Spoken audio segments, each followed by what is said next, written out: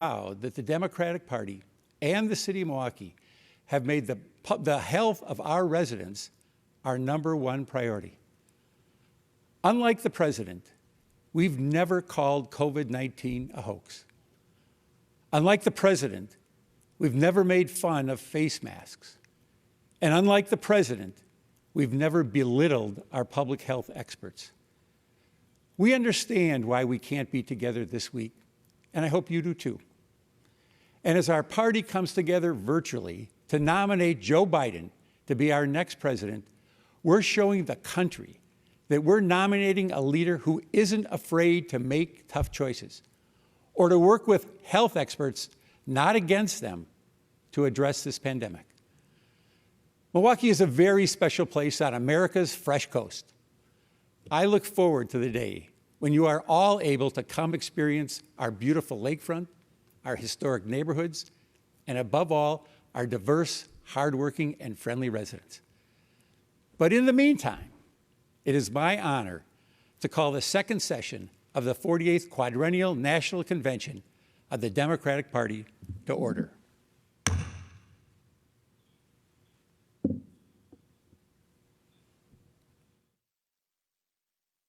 Delegates, we will now hear reports from our 3 convention standing committees. To start us off, I'm pleased to introduce Lorraine Miller and James Roosevelt Jr., co-chairs of the Credentials Committee, to present their committee's report. Hello, delegates to the 2020 Democratic National Convention. My name is Jim Roosevelt, and it is an honor to have served as a co-chair of the Credentials Committee, along with my good friend, Lorraine Miller. Pursuant to the convention rules, the Credentials Committee met and took action to approve the credentials of the delegates and alternates that have been credentialed for the 2020 Democratic National Convention. I am proud to say that all credentials issues were resolved in accordance with the actions of the Credentials Committee. This year's nominating process reflects the efforts of so many to make our process more open and more transparent. As a result, we know that our delegates reflect the best of our party, and we are all united around our nominees, Joe Biden and Kamala Harris. May I add my thanks for the opportunity to serve as a co-chair of the Credentials Committee with my friend Jim Roosevelt. Our state and territorial parties have worked diligently in these unprecedented times to make sure that their delegations reflect the great diversity of our party. We are proud that our party places a priority on making sure that participants of this convention highlight a core value of our party, that is, ensuring that all Americans, regardless of sex, race, age, color, creed, national origin, religion, economic status, sexual orientation, gender identity, ethnic identity, or physical disability have a role in this important process. Mr. Chair, I am pleased to report that the Credentials Committee report was approved by committee members and all delegates have been fully credentialed. Thank you, Lorraine and Jim. We will now hear from the co-chairs of the Rules Committee, Maria Cardona and Congressman Barney Frank, to present that committee's report. Buenas noches. My name is Maria Cardona, and I am so honored to serve as co-chair of the Rules and Bylaws Committee of the Democratic National Convention, along with my friend and colleague, Congressman Barney Frank. The Rules Committee met the last week of July to adopt the convention rules of procedure, officers, and agenda. The committee approved the rules that will govern the convention. These rules are based on a long-standing process that has governed our conventions for many, many cycles. Given the unprecedented nature of the COVID-19 health crisis, these rules that were approved focus on providing for a convention that will transform the convention experience for delegates and for participants and will allow for maximum participation by those delegates. The Rules Committee also ratified a dynamic group of Democrats to serve as the officers of the convention.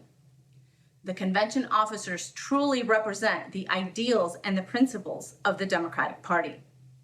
These actions of the Rules Committee will ensure that the 2020 Democratic National Convention can efficiently and effectively proceed with its important business.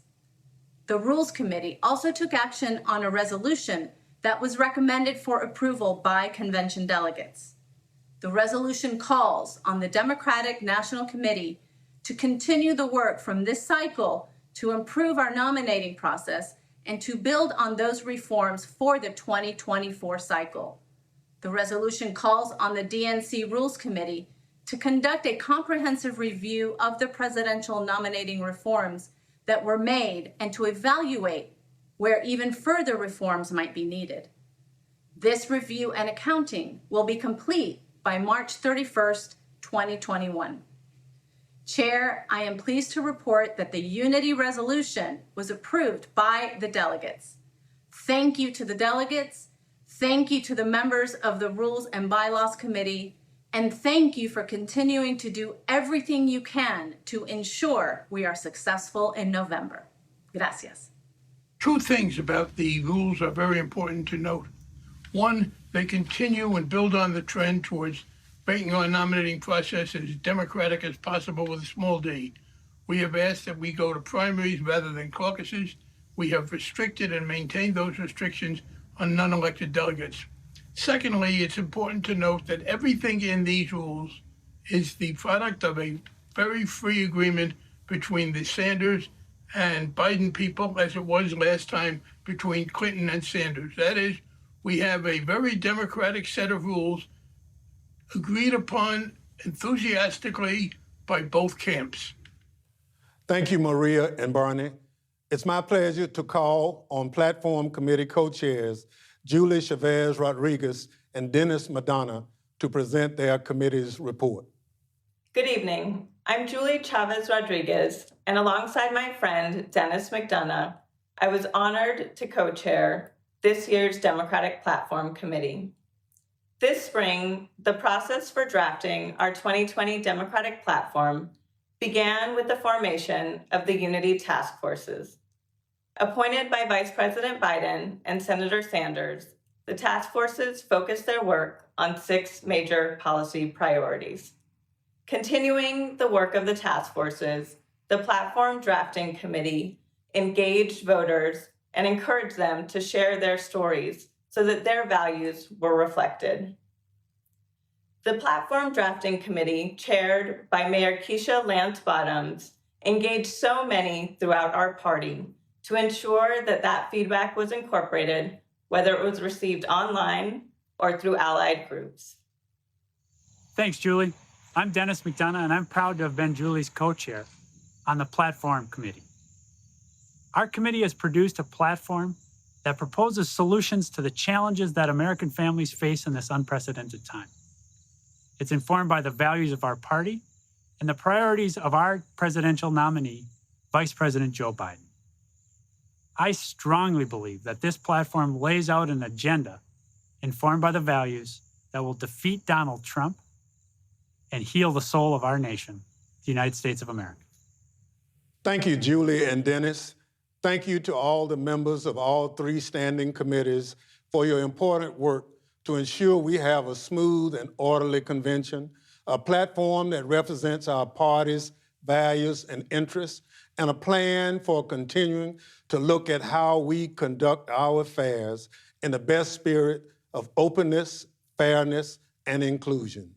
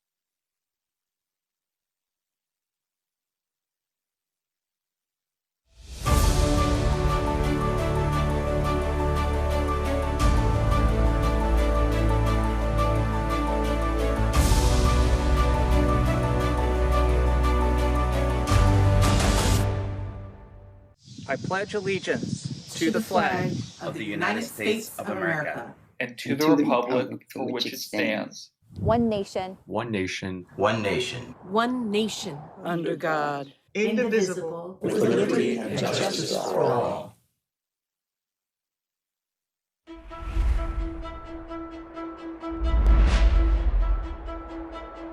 My fellow Americans,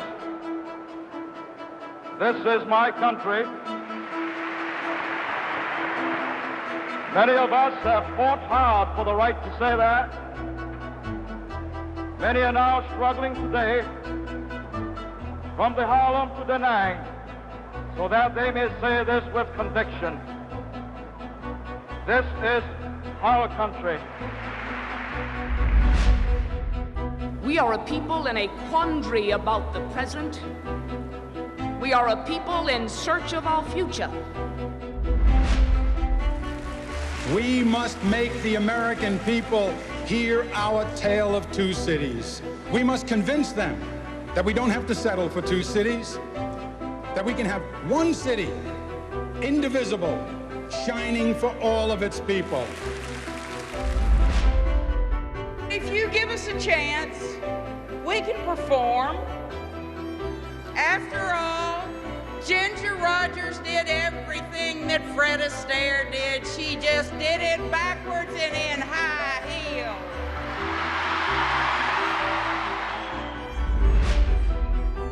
There is not a liberal America and a conservative America. There is the United States of America. There is not a black America and a white America and Latino America and Asian America. There's the United States of America. The American dream is not a sprint or even a marathon, but a relay. Our families don't always cross the finish line in the span of one generation, but each generation passes on to the next the fruits of their labor. We are one people, all of us pledging allegiance to the Stars and Stripes, all of us defending the United States of America.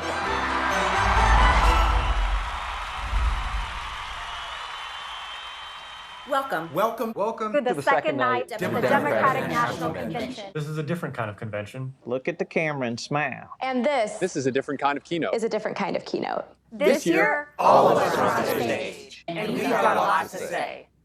Let's get real.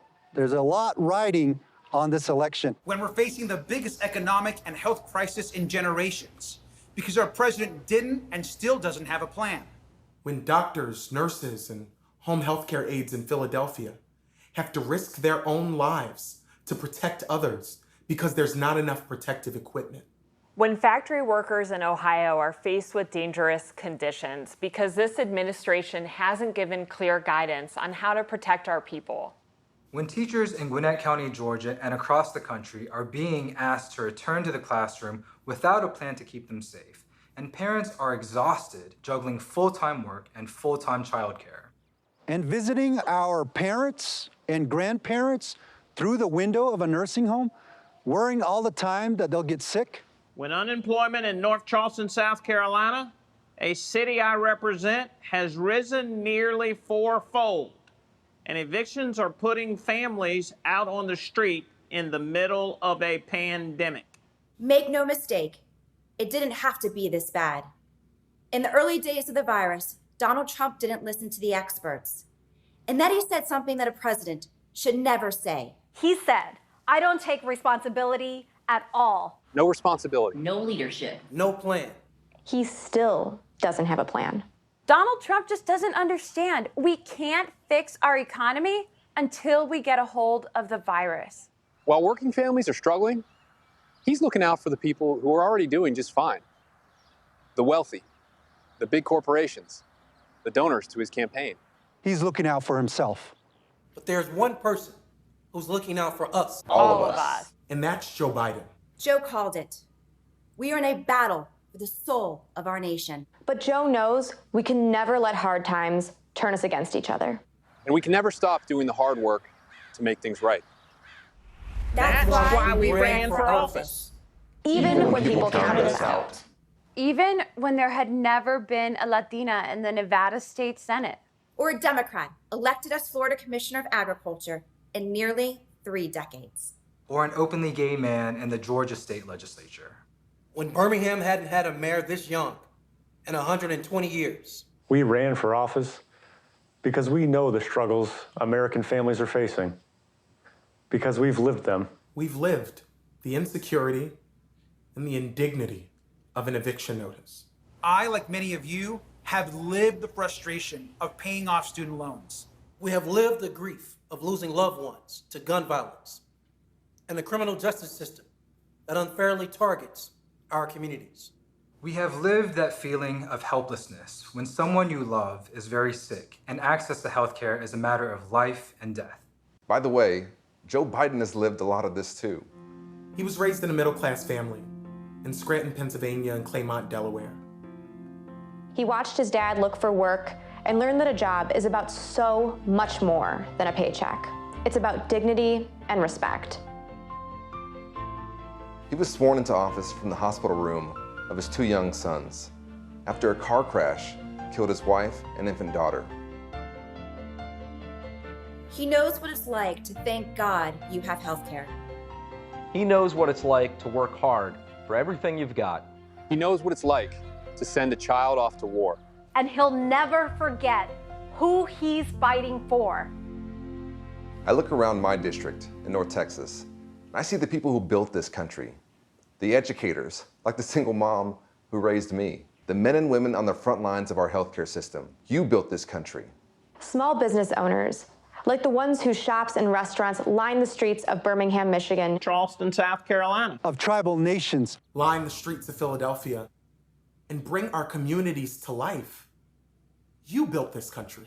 The nurses in Memphis who came out of retirement to treat patients during this pandemic. You built this country. And you know what? You deserve more than the constant chaos that Donald Trump delivers. You deserve health care you can afford, a job that pays you fairly. You deserve child care and paid sick leave while you work. And when you pay into Social Security and Medicare, you deserve to know it will be there when you retire. And that's why we ran. And thanks to the voters across the country in both red states and blue states, we won. A new generation of leaders is rising up. And with Joe Biden in the White House, there's no limit to what we can do. In Nevada, we're making drug prices more transparent, so people with chronic illnesses won't go broke while drug companies get rich. Joe's working to protect and expand the Affordable Care Act. He'll make sure millions of people keep their coverage and no one can be denied for a pre-existing condition. He'll bring down the cost of health care and prescription drugs too, giving tax credits to working families and allowing Medicare to negotiate drug prices. That's a big effing deal. That's a big effing deal. Because Joe knows we can't have a healthy economy if people can't afford health care. But let's remember, Donald Trump is suing to take health care coverage away from more than 20 million Americans and eliminate protections for over 100 million with pre-existing conditions. In the middle of a pandemic. In Texas, we're standing up for fierce women like my mom and my tias who raised me to never back down from a tough fight. So we're fighting to make sure that mothers have access to health screenings for safe pregnancies and childbirth. And we're bringing long overdue justice to survivors of sexual assault. Joe Biden has been fighting for women his entire career. As senator, he authored the Violence Against Women Act. And as president, he'll restore funding for Planned Parenthood. He will codify Roe v. Wade and make reducing maternal mortality, especially for women of color, a top priority. In Florida, on the front lines of our climate crisis, we're working to produce more renewable energy and shrink our carbon footprint. Joe has a major plan to invest in clean energy, jobs, and infrastructure. In the House of Representatives, we're closing loopholes to ensure local infrastructure projects use American-made materials and local labor, and support American manufacturing. Unlike Donald Trump, Joe Biden will actually enforce Buy American rules, investing in American-made clean energy, building materials, high-tech equipment, and R&D, all creating more good jobs. In Michigan, we're banning business practices that have exploited workers and cost them hundreds of millions of dollars in lost wages. When unemployment is the highest rate since the Great Depression, when millions of people have seen their hours and pay slash, Joe knows it's not enough to rebuild the economy the way it was before. We've got to build it back better. He'll build an economy that rewards work, not wealth, and get rid of the Trump tax cuts that only benefit big corporations and the rich. And then he'll invest in healthcare, education, and infrastructure, and in getting small businesses up and running again. Take it from me, when you're in the trenches, you want Joe Biden right there next to you. When I wanted to marry the man I loved, Joe Biden was the first national figure to support me and my family. Appreciate you, man. When the auto industry was going under, Joe stuck his neck out to protect it and helped save 1.5 million auto jobs. When our economy was on the brink, Joe led the recovery effort that created millions of jobs, including here in Western Pennsylvania. Under his leadership, America bounced back with the longest economic expansion in history. You know, the one Trump brags about creating? That's what happens when Joe Biden is in your corner. Working families get a fair shot. He understands that leadership means fighting for the people who built this country. All of you. All of us. This nation belongs to all of us. And in every election, we choose how we will create a more perfect union. Not by taking sides, but by taking stock of where we are and what we need. This year's choice could not be more clear.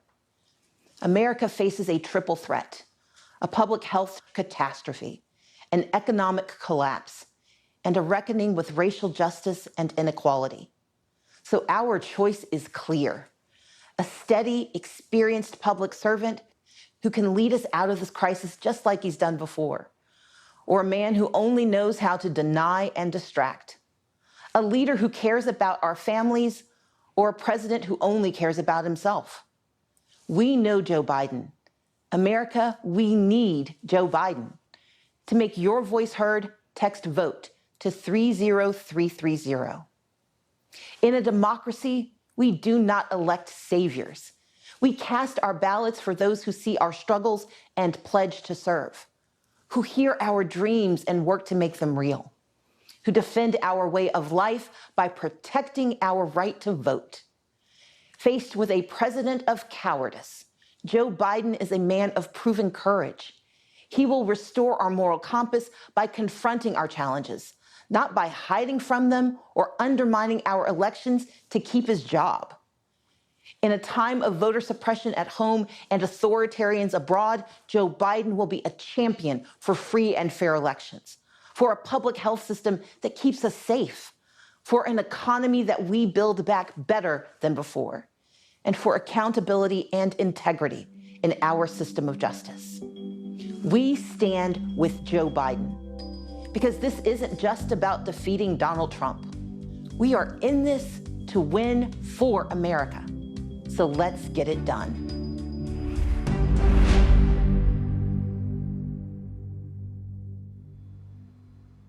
Hello, I'm Tracy Ellis Ross, and how exciting to hear from young elected leaders from across the country. A perfect way to begin night 2 of the Democratic National Convention, Uniting America. Tonight is all about leadership. This unprecedented moment calls for leadership, steady, inclusive leadership, driven by people who understand that our democracy is based on the value of each and every one of us being treated with dignity and respect. Leaders who respond to the needs of hardworking Americans who, right this minute, are unable to pay rent, put food on the table, and keep their loved ones safe. As a Black woman, I find myself at a crucial intersection in American politics. For far too long, Black female leadership in this country has been utilized without being acknowledged or valued. But we are turning the tide. Hello, Kamala.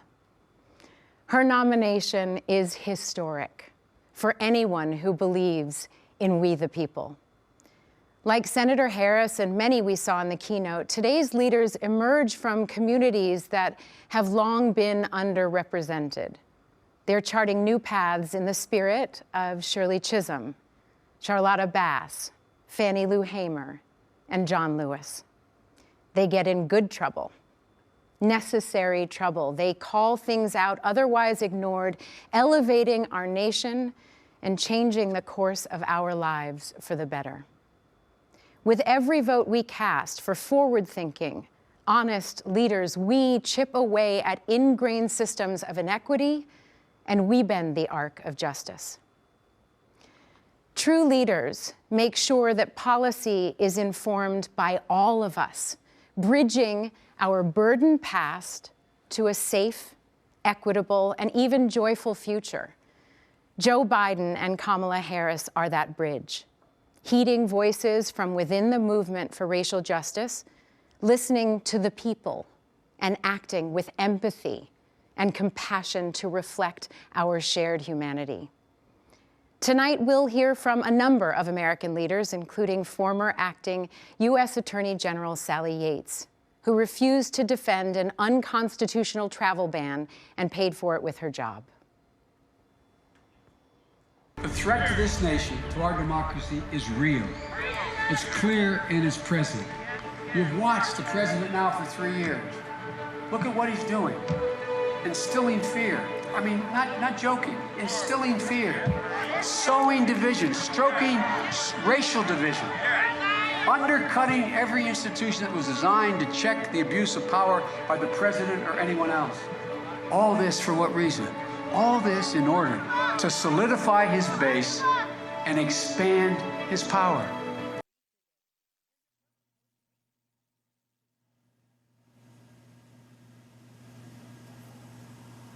Good evening. I'm Sally Yates. Speaking at a political convention is something I never expected to be doing, but the future of our democracy is at stake. I'm here in my hometown of Atlanta, where as a young lawyer, I joined our nation's Justice Department. For nearly 30 years, through Democratic and Republican administrations, I worked alongside my DOJ colleagues to advance our nation's promise of equal justice. I served as Deputy Attorney General in the Obama-Biden administration and stayed on as Acting Attorney General for the Trump transition. Then, 10 days in, I was fired for refusing to defend President Trump's shameful and unlawful Muslim travel ban. That was the start of his relentless attacks on our democratic institutions and countless dedicated public servants. Like me, these officials didn't swear an oath to a person or a party. Public servants promised to defend our Constitution, uphold our laws, and work on behalf of the American people. But from the moment President Trump took office, he's used his position to benefit himself rather than our country. He's trampled the rule of law, trying to weaponize our Justice Department to attack his enemies and protect his friends. Rather than standing up to Vladimir Putin, he fawns over a dictator who is still trying to interfere in our elections. He's even trying to sabotage our postal service to keep people from being able to vote. His constant attacks on the FBI, the free press, inspectors general, federal judges, they all have one purpose: to remove any check on his abuse of power. Put simply, he treats our country like it's his family business, this time bankrupting our nation's moral authority at home and abroad. But our country doesn't belong to him. It belongs to all of us. Joe Biden embraces that. He has spent his entire life putting our country first. He has never backed down from a challenge or a bully. He summons the best in us and lives by the values that define us as Americans: service, integrity, courage, compassion. There are countless stories of Joe Biden reaching out to someone in their moment of need. Well, this is our country's moment of need. We need a president who respects our laws and the privilege of public service, who reflects our values and cares about our people. We need a president who will restore the soul of America. We need Joe Biden.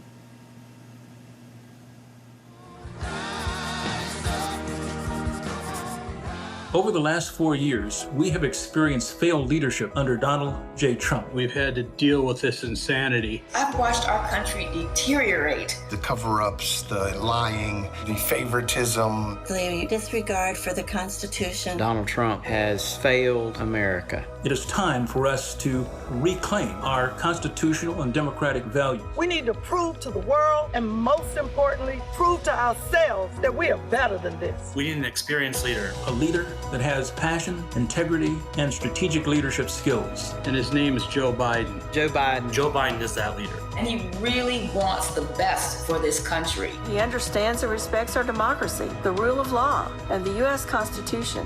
He will move toward creating a more perfect union.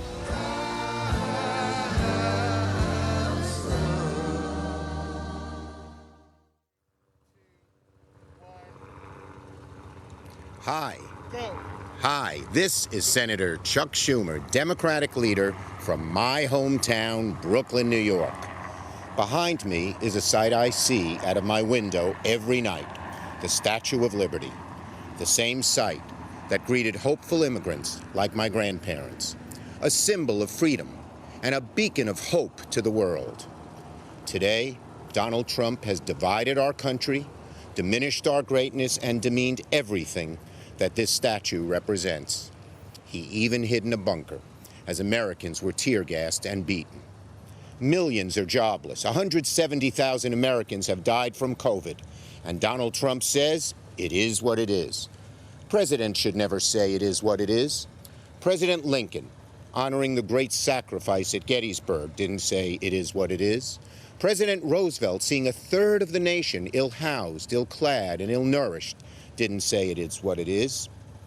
America, Donald Trump has quit on you. We need a president with dignity, integrity, and the experience to lead us out of this crisis. A man with a steady hand and a big heart who will never, ever quit on America. That man is my friend, Joe Biden. He will be a great president. But if we're going to win this battle for the soul of our nation, Joe can't do it alone. Democrats must take back the Senate. We will stay united, from Sanders and Warren to Manchin and Warner. And with our unity, we will bring bold and dramatic change to our country. Let me tell you some of the things we do. With President Biden, Vice President Harris, and a Democratic majority, we will make health care affordable for all. We'll undo the vicious inequality of income and wealth that has plagued America for far too long, and we'll take strong, decisive action to combat climate change and save the planet. We will protect voting rights, fight systemic racism in the criminal justice system and in our economy, and restore a Supreme Court that looks out for people, not corporations. We'll rebuild our infrastructure and make sure every home, from inner city to rural America, has broadband. We will save the post office and once and for all defeat COVID-19, this evil disease. And, beckoned by the lady behind us, we will reform our immigration system so that immigrants yearning to breathe free will at last become American citizens. Together, we can reignite the hope once felt by millions of men and women, huddled masses on creaking ships, who glimpsed this mighty woman with her torch, knowing they could build a better life here in America. And out of this long national nightmare, America will finally awaken to a brighter future and a new day. Senator Chuck Schumer reminding us that leadership requires integrity and accountability. Real leaders don't ask what we can do for them, they ask what they can do for us. In a minute, we will hear from two former presidents. and they're going to speak to that. But first, here are Caroline Kennedy and her son, Jack Schlossberg. 60 years ago, in a crowded LA stadium, my father accepted the Democratic nomination for president. He challenged Americans to look to the future and join him on a journey toward a new frontier. It was a call to the young at heart, regardless of age or party. Times have changed, but the themes of my grandfather's speech, courage, unity, and patriotism, are as important today as they were in 1960. And once again, we need a leader who believes America's best days are yet to come. We need Joe Biden. I've admired Joe Biden since I was a Senate intern in 1974. He shared my Uncle Teddy's commitment to civil rights, women's rights, and working families. He was a senator who cared, who led, who inspired. That's why I helped choose him to be Barack Obama's running mate in 2008. When I was U.S. Ambassador to Japan, I got to see Vice President Biden in action. He stepped off Air Force Two wearing his aviator glasses and a big smile, radiating American optimism and generosity. I saw a leader who was tough but fair, who commanded the trust and respect of other nations, and who always put America's interests first. Joe Biden's lifetime of public service reflects his unwavering commitment to our highest ideals. In this election, our future is on the ballot. For my generation, it will define the rest of our lives. We need to tackle climate change. We need to end systemic racial injustice. We need to make healthcare available for everybody, and we need to rebuild an economy that helps working families. We can do this. We can reach these new frontiers, but only with a president who asks what he can do for our country and what together we can do to build a better world. It's up to us. Let's get it done. Let's elect Joe Biden, the next President of the United States. It's a great pleasure for Jimmy and me to join you in celebrating our next President of the United States, Joe Biden. We've known and admired Joe and Jill for many years, and most recently, I've worked with him on tackling the demands faced by the more than 53 million unpaid caregivers in our country who are juggling work and other family responsibilities and putting their own physical and mental health and well-being at risk. Joe knows well, too well, the sorrows and struggles of being a family caregiver. From Joe's time as a young widower, thrust into single parenthood with a demanding job, to he and Jill caring for their own parents and their son Bo at the end of their lives. He knows caregiving is hard, even on the good days. Jill and I also know the challenges of caregiving for those who served in the military and returned with visible and invisible wounds, and we know those caregivers need a leader in the White House.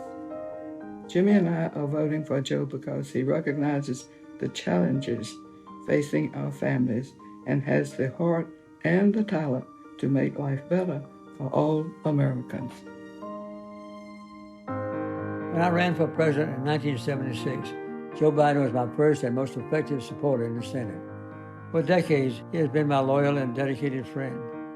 Joe has the experience, character, and decency to bring us together and restore America's greatness.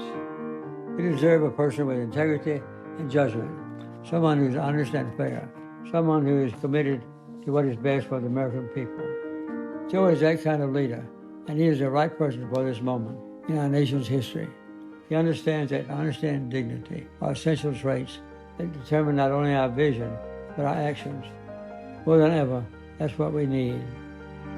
During these uncertain times, Joe Biden realizes that many American lives can be saved each day with the use of masks and testing as recommended by our medical experts. Joe Biden must be our next president.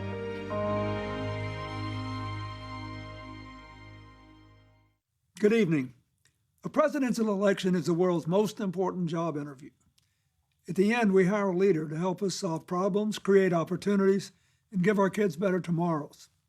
That's a tall order this year, with the COVID-19 outbreak on a path to killing 200,000 people and destroying millions of jobs and small businesses. How did Donald Trump respond? At first, he said the virus was under control and would soon disappear.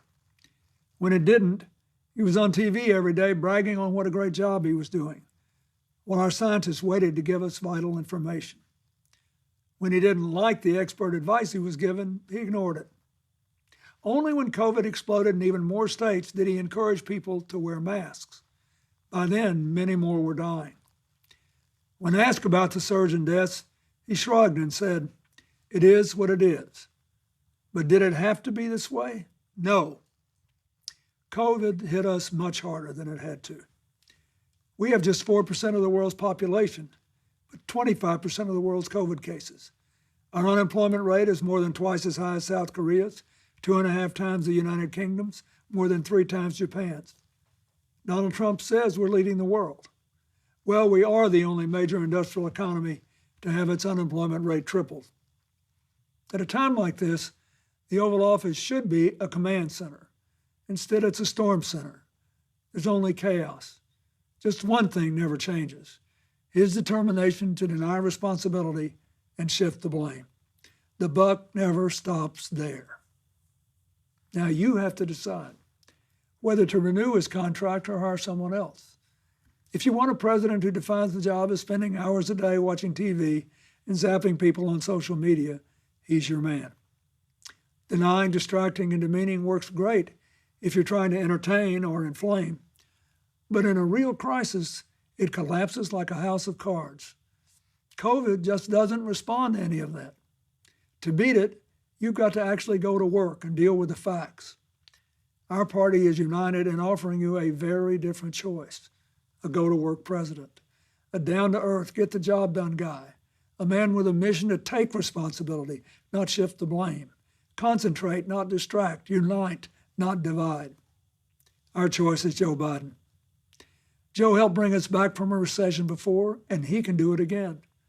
In 2009, Barack Obama and Joe Biden started with the worst economy since the Great Depression. And when they were done, they delivered more than 6 straight years of job growth. What did Joe do? He accepted responsibility for implementing the Recovery Act. His work created a lot of new jobs and started many new companies in communities across our country. Now Joe's committed to building America back again. How? He's given us smart, detailed plans to invest in areas vital to our future: innovative financing for modern factories and small businesses, good jobs in green energy and conservation to combat climate change, a modern infrastructure that brings small town and rural America the connectivity and investment others take for granted, and a plan to ensure that Black Americans, Latino Americans, Native Americans, women, immigrants, and other communities left behind are full participants in our economy and our society. Joe Biden wants to build an economy far better suited to our changing world. Better for young people, better for families working and raising their kids, better for people who lost jobs and need new ones, better for farmers tired of being collateral damage in trade wars, better for workers caring for the sick, elderly, and people with disabilities, better because of a living wage and access to affordable higher education and health care, including prescription drugs, and to child care, a secure retirement, and for the first time, paid family and medical leave. Joe won't just put his signature on a check and try to fool you into thinking it came from him. He'll work to make sure that your paycheck reflects your contribution to and your stake in a growing economy. In this job interview, the difference is stark. You know what Donald Trump will do with 4 more years: blame, bully, and belittle. And you know what Joe Biden will do: build back better. It's Trump's us versus them America against Joe Biden's America, where we all live and work together. It's a clear choice. The future of our country is riding on it. Thank you.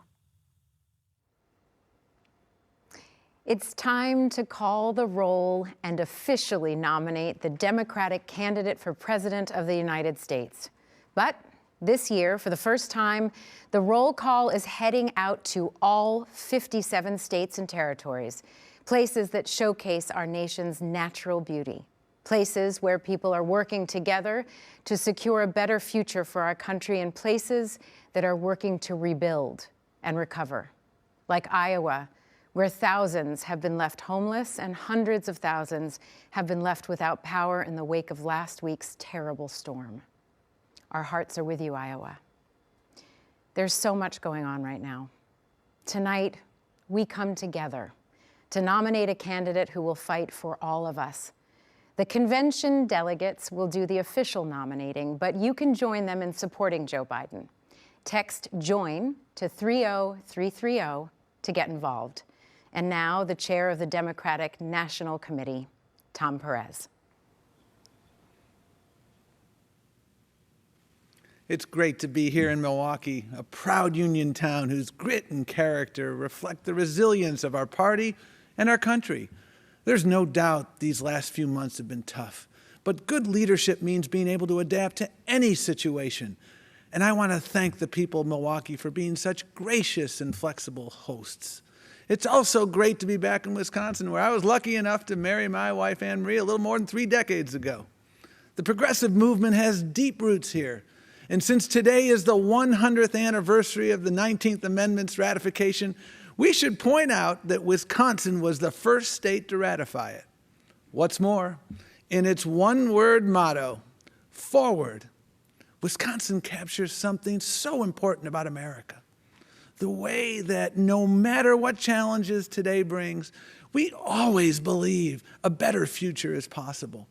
That's what my parents believed when they emigrated to this country nearly a century ago, fleeing the iron fist of a brutal dictator in the Dominican Republic.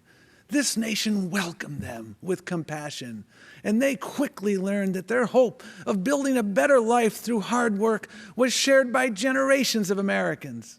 Indeed, every American story is a story about that hope, that sense of possibility. It's what unites us, defines us, and it's what sustains us now. We will work to meet our extraordinary challenges because progress is made by the hopeful, not the cynical. And we will do that work together because movements are built by the many, not the few. And as you watch tonight's decidedly unconventional roll call and reflect on the diversity of our nation, remember, you too are part of the American story. And no matter where you come from or where you're watching from tonight, you have a place in Joe Biden's Democratic Party. Delegates and distinguished guests, under our procedural rules, 2 Democratic candidates submitted nominating documents to our convention secretary for the office of President of the United States, Senator Bernie Sanders and Vice President Joe Biden. As such, each candidate has provided names of individuals who will make nominating and seconding speeches on their behalf. We will begin with nominating and seconding speeches for Senator Sanders. Speaking on his behalf will be 2 progressive champions, Bob King and Representative Alexandria Ocasio-Cortez. I'm Bob King. As a proud union member and former president of a great American union, the UAW, I am honored to nominate Bernie Sanders for president. For decades, Bernie has led the fight for working families, fighting for workers' rights to organize unions and collectively bargain. In a time of enormous inequality, he understands that we must confront large corporations which have far too much control over our economy and our politics. Bernie believes health care is a human right and should not be contingent on a job. He knows we can rebuild our crumbling infrastructure by creating millions of good-paying union jobs while combating climate change.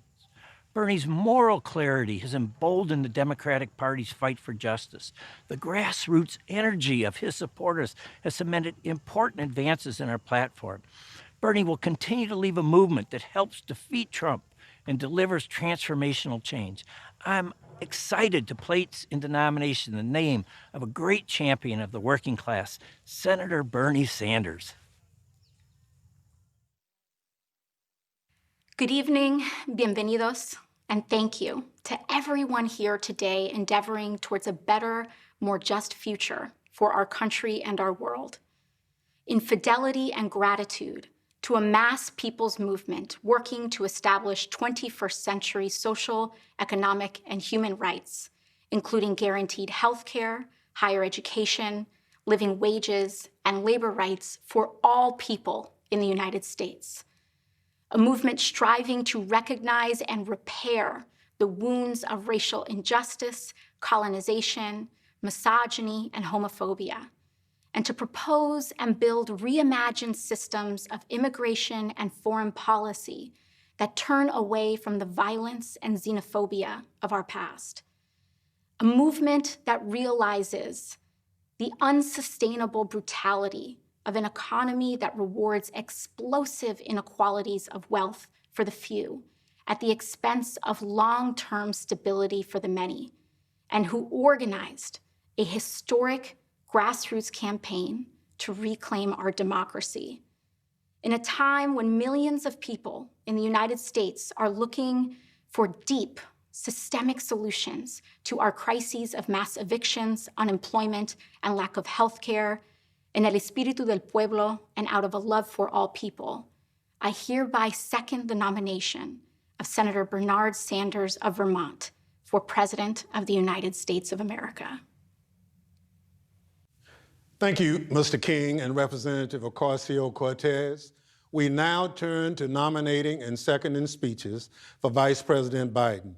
In a moment, we'll hear from Senator Chris Coons, who holds the Delaware Senate seat once held by the Vice President, and Representative Lisa Blunt Rochester, my colleague in the House.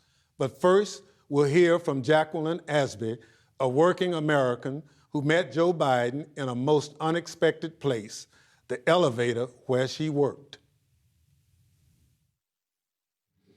I take powerful people up on my elevator all the time. When they get off, they go to their important meetings. Me, I just head back to the lobby. But in the short time I spent with Joe Biden, I could tell he really saw me, that he actually cared, that my life meant something to him. And I knew, even when he went into his important meeting, he'd take my story in there with him. That's because Joe Biden has room in his heart for more than just himself. We've been through a lot, and we have tough days ahead. But nominating someone like that to be in the White House is a good place to start. That's why I nominate my friend, Joe Biden, as the next president of the United States. I'm Senator Chris Coons from Delaware, a small state where people expect to see their senators and even sometimes their vice president at the supermarket, at a church festival, out in their community. Joe fights for us because he knows our struggles and hopes. He knows the pain of loss and the worries of working parents. And he's always brought that same personal concern he showed for Jacqueline to getting things done as our senator and then as President Obama's vice president. Joe's tackled gun violence and climate change. He stood up to dictators and supported our troops. He led the recovery effort after the last recession and delivered on a promise to make our healthcare system fairer and stronger. Through it all, Joe Biden's never forgotten where he's from. He's been sustained by his faith and his family through the toughest of times, and he has the heart and the compassion for this moment. For all of these reasons and more, it's my honor to second the nomination of my good friend, Joe Biden, to be the next president of these United States. I'm Congresswoman Lisa Blunt Rochester. In some history class in the future, children are learning about this moment. They're learning about our pain, our grief, our worry. But they're also learning about a man named Joe Biden, about how he restored decency to our government and integrity to our democracy.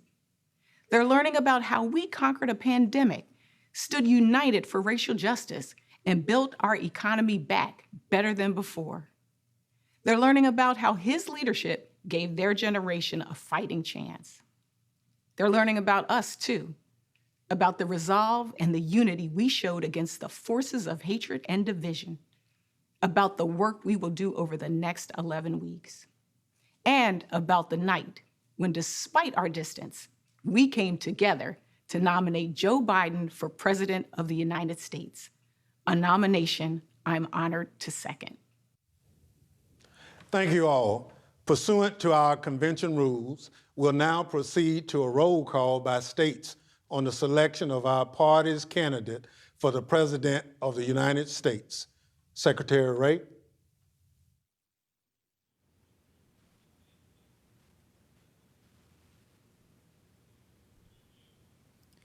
Mr. Chairman, coming to you live from the Wisconsin Center, it's time to begin our virtual trip around America.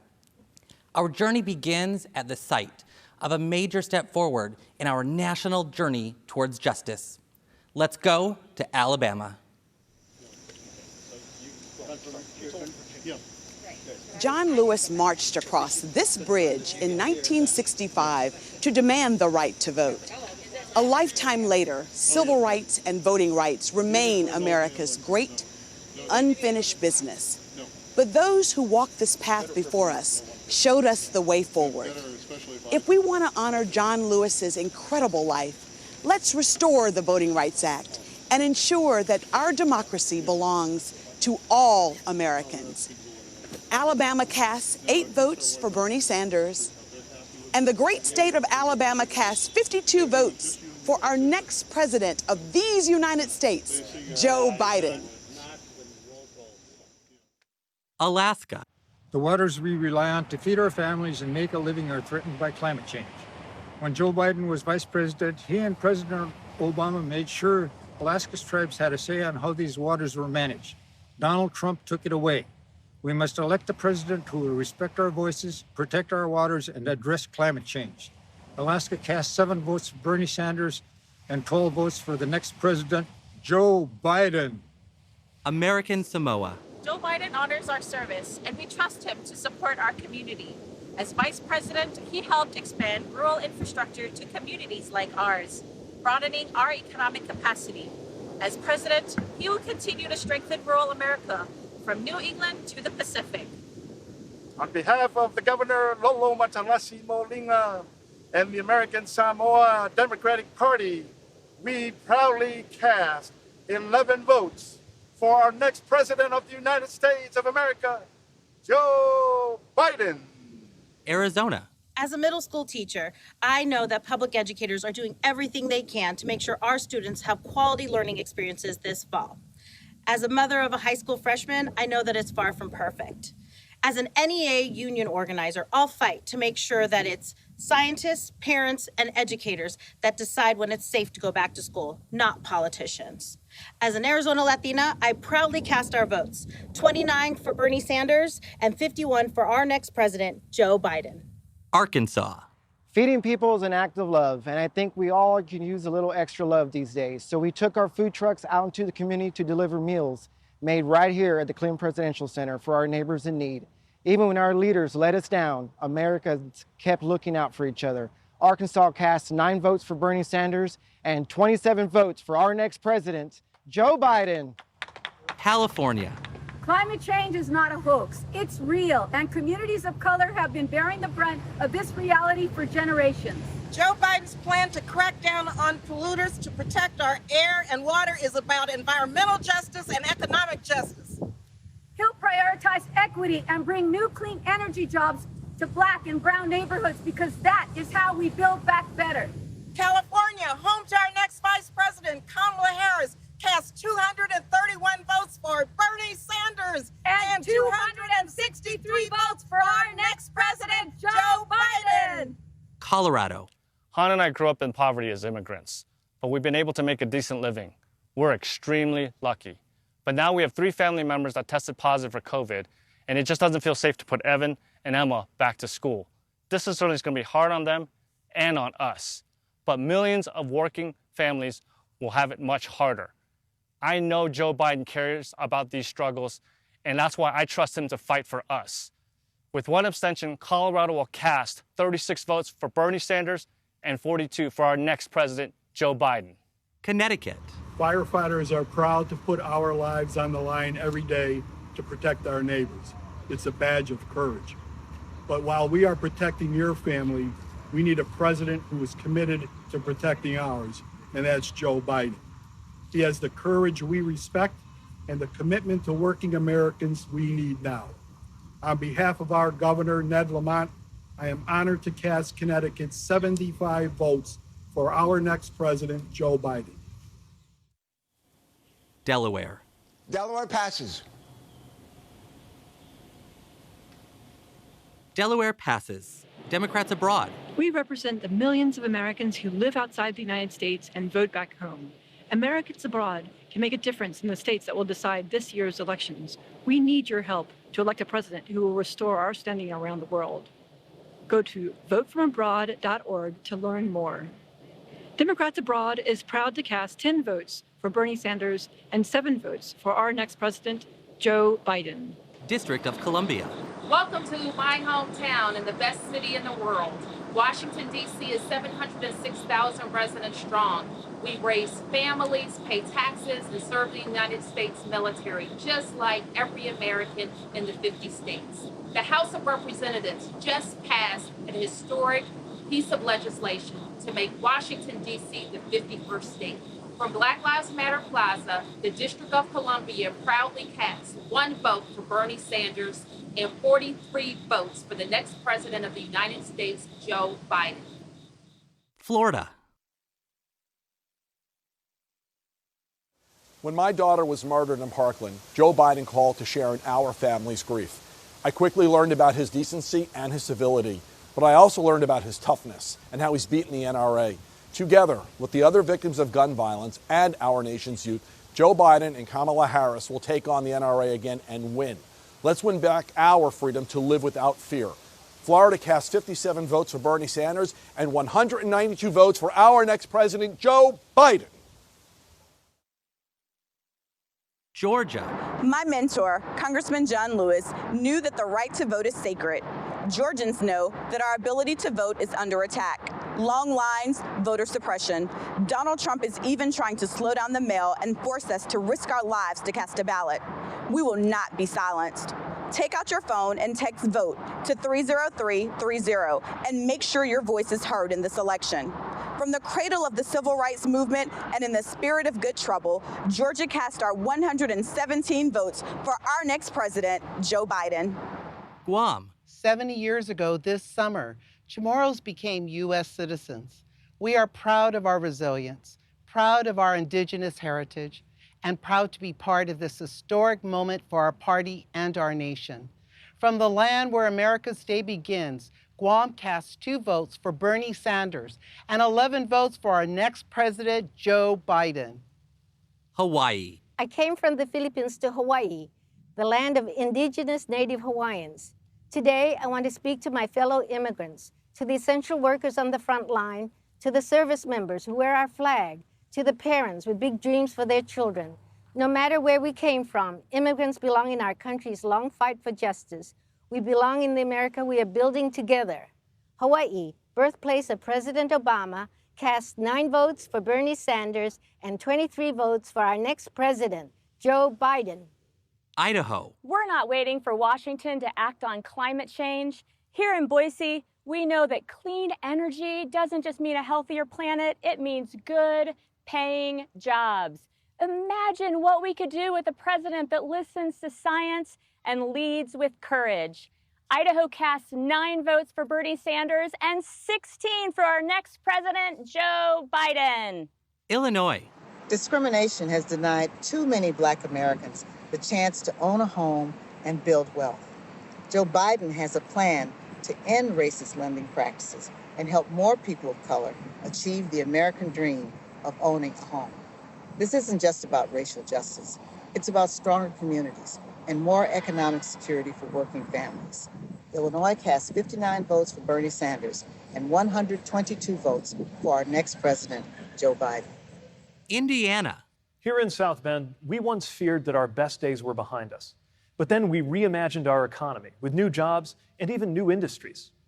The Hoosier State is ready to lead America's recovery with our diverse communities, our talented workers, and our best-in-the-world agriculture. Joe Biden's plan gives us a blueprint to revitalize industrial cities and rural areas alike. Indiana casts 2 votes for my friend Bernie Sanders and 86 votes for the next president, Joe Biden. Iowa. We were going to talk to you tonight about biofuels, but the powerful storm that swept through Iowa last week has taken a terrible toll on our farmers our small businesses, and our families who are still without power. So while we have the honor of casting Iowa's votes, 11 for Bernie Sanders and 38 for Joe Biden, we also want to ask you to keep Iowans in your thoughts during this difficult time. Kansas. I'm a fourth-generation family farmer, but I worry about the next generation. Many of our young folks end up moving from rural communities to find jobs. Joe Biden has a plan to help new farmers get a good start. And by funding schools and health care, he'll make sure that rural communities remain great places to live, work, and raise a family for generations to come. Kansas, the Sunflower State, proudly cast 10 votes for Bernie Sanders and 35 votes for our next president, Joe Biden. Kentucky. One day when I was 14, my mom wouldn't wake up. Calling 911, I was scared not only because she was sick, but because I knew we couldn't afford the bill. Thank God she survived. When I told Joe Biden that story in 2008, he promised to continue to fight for folks like us and got busy passing Obamacare. 2 years ago, when Mom had a heart attack, we only had to worry about her getting better because Joe kept his promise. The Commonwealth of Kentucky cast all 60 votes for the next president of the United States, Joe Biden. Louisiana. This used to be an abandoned building. Now it's a thriving art studio, a community hub, a place where independent artists can make their name and parents can bring their kids during these difficult days of remote learning. Our cities are strong because our people make them strong. And our economy will come back because our small businesses will bring it back. Louisiana cast all 60 of our votes for my friend and the next president, Joe Biden. Maine. My American dream, I'm living it. A 25-acre organic farm on the lake, a roadside farm stand, and a bed and breakfast. My husband and I aren't corporate tycoons. We just want to make an honest living and feed our community. Small businesses like ours are the backbone of rural economies across America. Joe Biden has a plan to help more Americans, especially people of color, start their own businesses. Maine casts 9 votes for Bernie Sanders and 22 votes for our next president, Joe Biden. Maryland. Black lives matter. And when it comes to racial justice, black opportunity matters. When Joe Biden rebuilds our middle class, he won't leave anyone behind. His plan, more capital for Black entrepreneurs. More funding for public schools and HBCUs. Banning racial discrimination in the housing market. And paying every worker a fair wage. That's building back better. Maryland. The home of Frederick Douglass. Cast 1 vote for Bernie Sanders and 119 votes for our next president, Joe Biden. Massachusetts. We need a plan to get the economy going again. Joe Biden will get the pandemic under control, create new jobs in manufacturing and clean energy, help small businesses and our restaurants recover, and build back better so that our economy is stronger and fairer than it was before. Massachusetts cast 30 votes for Bernie Sanders and 83 votes for our next president, Joe Biden. Michigan auto workers are the best in the world, but we'd be nowhere without Joe Biden. And a lot of folks wanted to let Detroit go bankrupt. But Joe Biden believed in us, and together we fought to save our auto industry. Now he's got a plan to create 1 million new auto jobs by investing in clean energy. Joe Biden believes in American workers. He's got our back, and we've got his. Michigan cast 53 votes for Bernie Sanders and 92 votes for our next president, Joe Biden. Minnesota. I'm here in Minnesota, the home of the headwaters of the Mississippi River.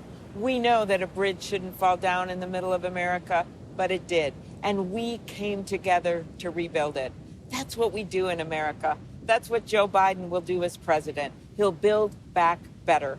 He'll cross the river of our divides and unite this country from our cities to our suburbs to our rural areas. And now we will virtually cross the great Mississippi to St. Paul to hear from my friend, Mayor Melvin Carter.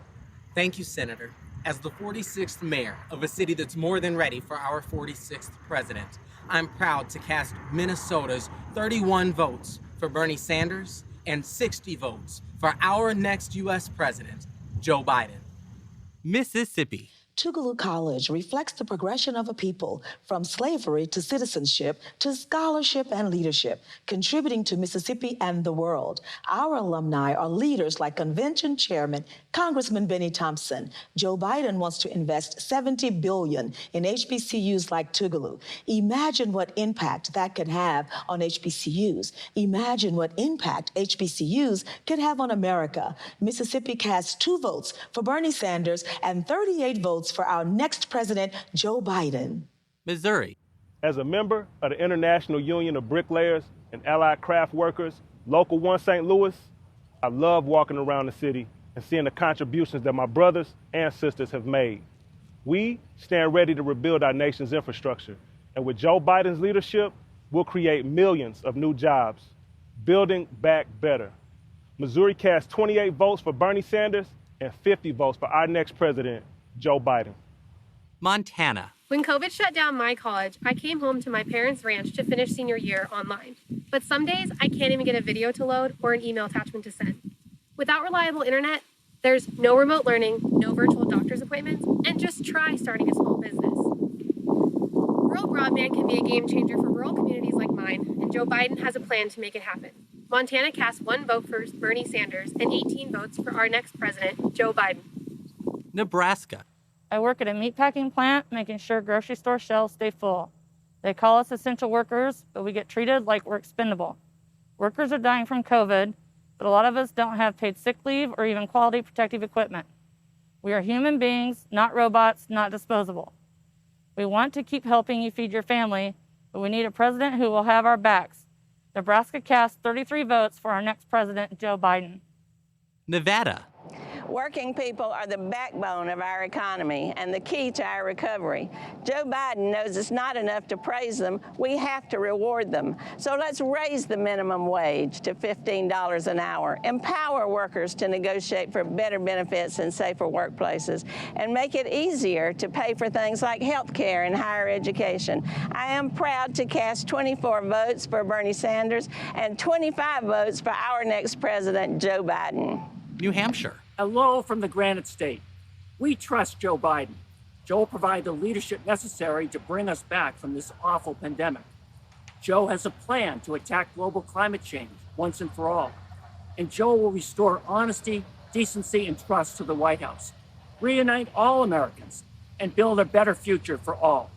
The great state of New Hampshire awards 9 delegates to our friend and neighbor, Bernie Sanders, and 24 delegates to the next president of the United States, Joe Biden.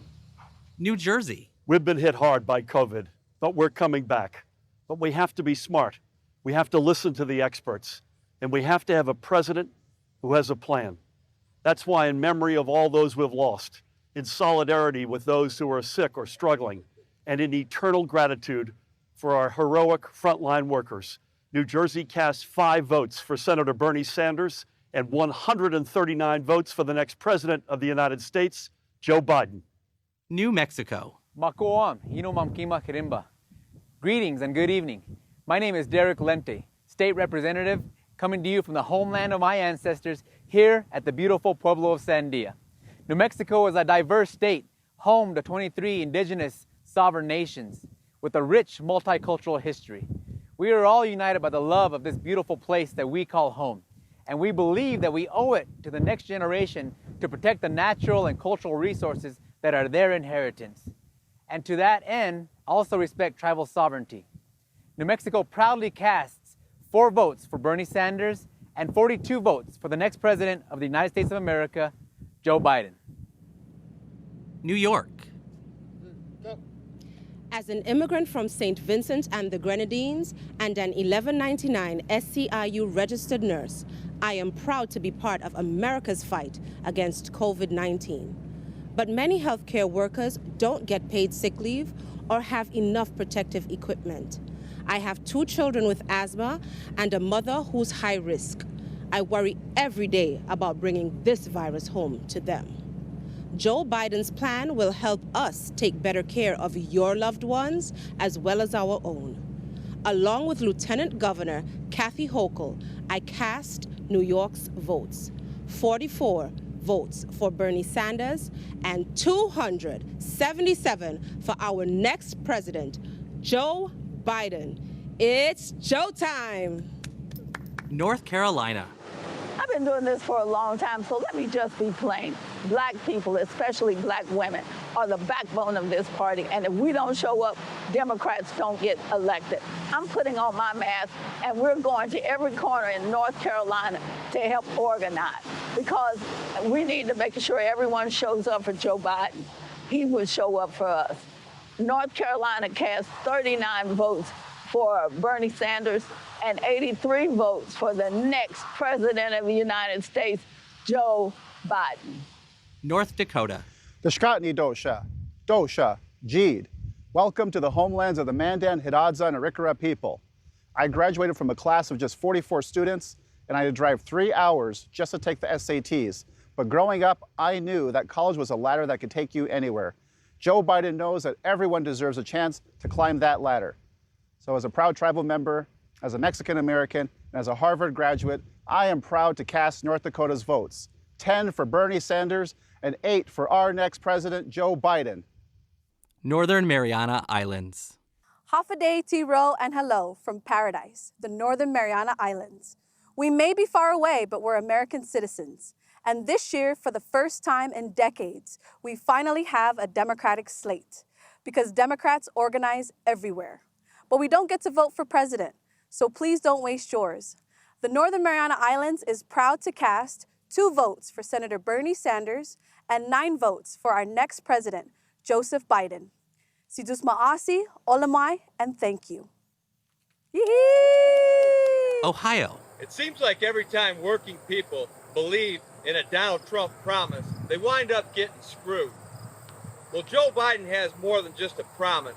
He actually has a plan to bring jobs back to America. Like electric vehicles or a national network of vehicle charging infrastructure that'll create good-paying jobs for skilled union workers like Josh. And the future will be made in America. Ohio cast 20 votes for Senator Bernie Sanders and 134 votes for the next president, Joe Biden. OH. I-O. Oklahoma. 99 years ago, racial violence devastated a thriving black community here in Tulsa. Today, hatred still lives in our nation, but so does resolve. Oklahoma refused to let ourselves be defined by division then, and our nation must turn back the tide of violence again now. Oklahoma cast 13 votes for Bernie Sanders and 24 votes for our next president, Joe Biden. Oregon. As Black Americans standing on Native land, we proudly represent Oregon.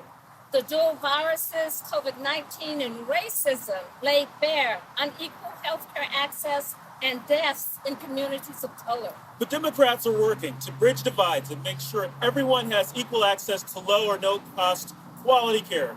Today, Oregon cast 16 votes for Bernie Sanders. And with Senators Wyden and Merkley's support, cast 57 votes for Joe Biden. Pennsylvania. When Joe Biden was young, his father came to this house in Scranton, sat down on Joe's bed, and told him he lost his job. It's a moment that stayed with Joe his entire life. Right now, all across America, working families are experiencing that same fear and uncertainty. But Joe Biden has a plan to help them and to help our country build back better, creating millions of good-paying jobs, so more parents will be able to tell their kids what Joe's dad said to him all those years ago. It's going to be okay. Pennsylvania cast 34 votes for Senator Bernie Sanders and 175 votes for the next president of the United States, Scranton's own Joe Biden. Puerto Rico. Los puertorriqueños somos ciudadanos estadounidenses, algo que Donald Trump parece haber olvidado en los momentos más difíciles que enfrentó nuestra isla.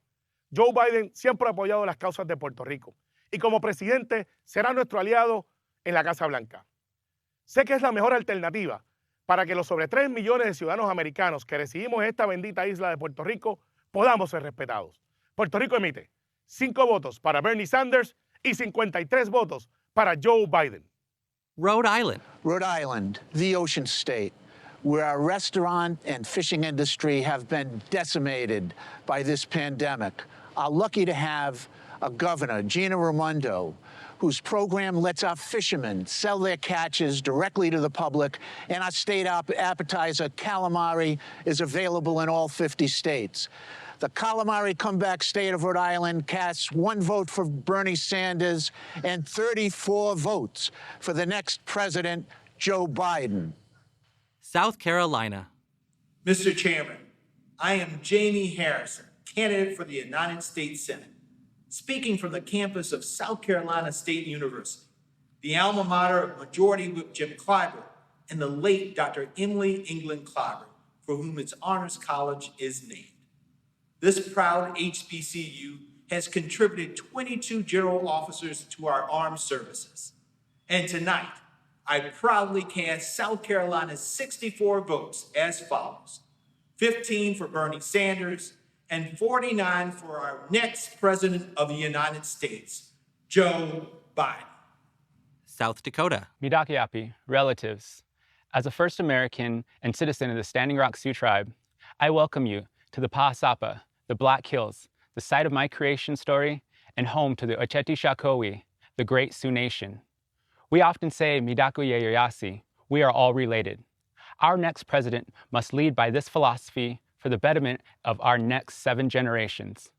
We cast 3 votes for Senator Bernie Sanders and 17 votes for our next president, Joe Biden. Tennessee. 100 years ago tonight, suffragists based here at the Hermitage Hotel in Nashville cheered as Tennessee became the 36th and deciding state to ratify the 19th Amendment, granting women the right to vote. This year, I'm casting my very first presidential vote for Joe Biden. Women will decide this election, and we'll replace Donald Trump with a president who respects us. Tennessee cast 23 votes for Bernie Sanders and 50 votes for our next president of the United States, Mr. Joseph R. Biden! Texas. A year ago, my safe community of El Paso was targeted by a domestic terrorist who murdered 23 innocent people, injured 23 more, and devastated all of us. His motive was racism and xenophobia. In the face of hate, we choose love. Siempre lo hemos hecho, siempre lo haremos. And in the face of continued gun violence in America, we demand change. The time has come to act. With 1 abstention, the great state of Texas cast 98 votes for Bernie Sanders and 161 votes for our next president, Joe Biden. Utah. Here in Utah, we've had mail-in voting for years. If you're registered to vote, you automatically get sent a ballot. It's fast, it's reliable, and it's easy for everyone to participate. In 2016, we had turnout well over 80%, and this year we're expecting even higher.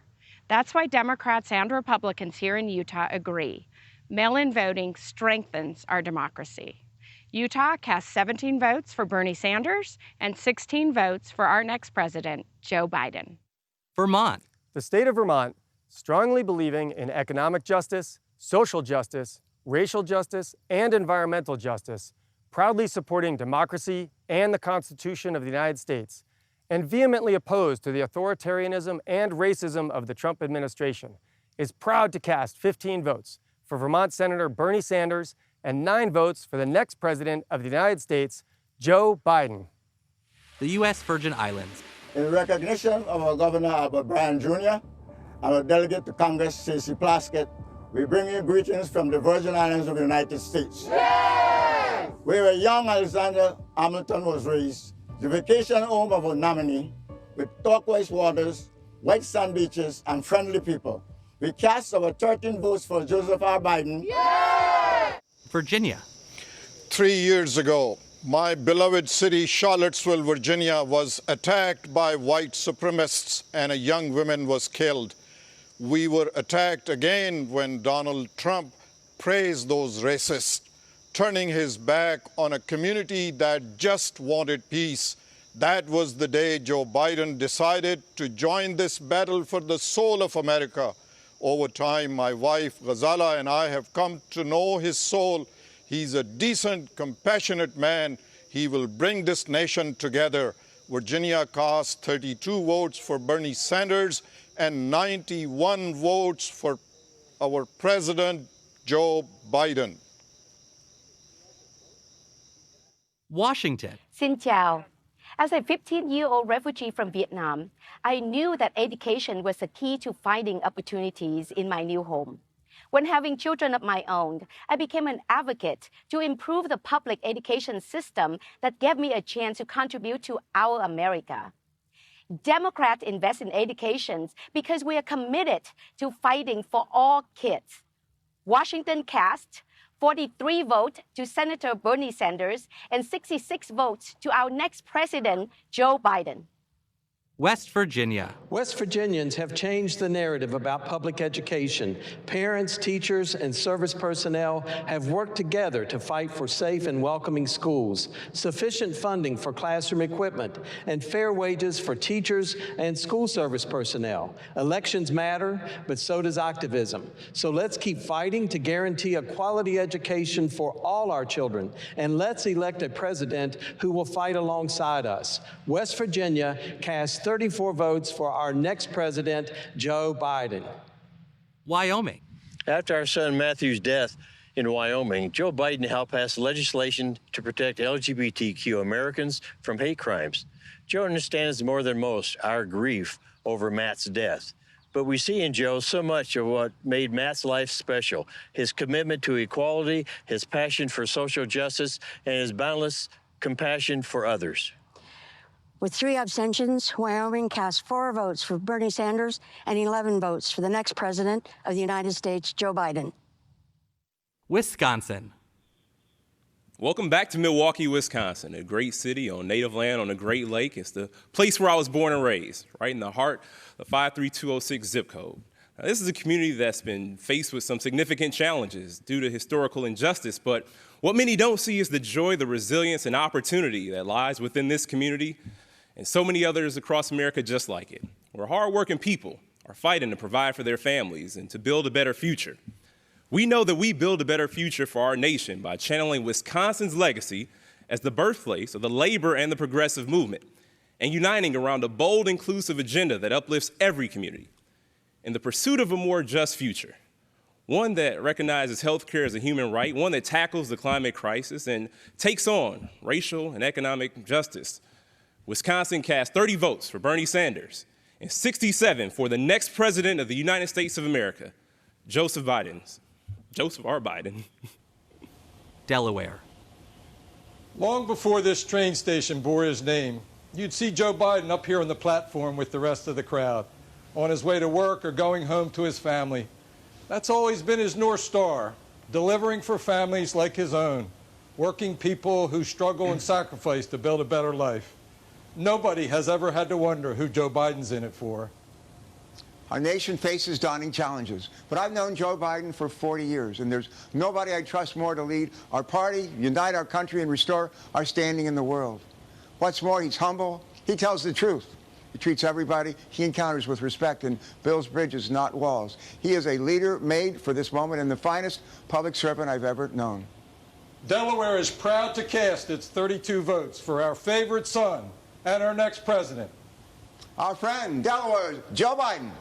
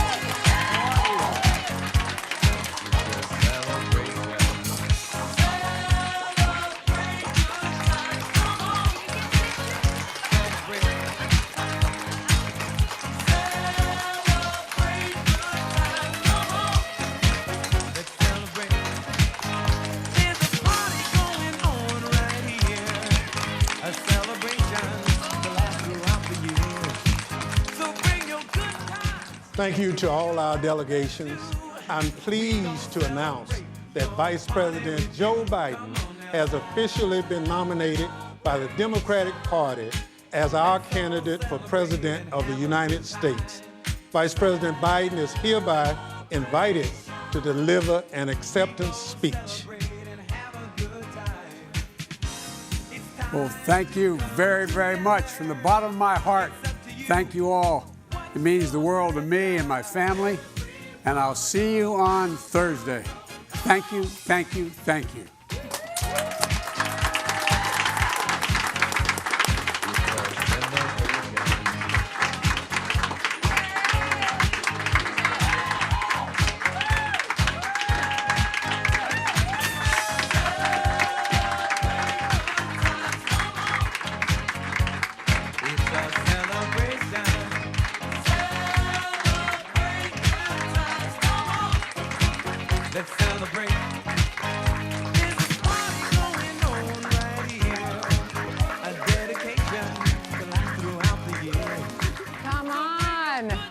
So sweet with the grandkids, yay!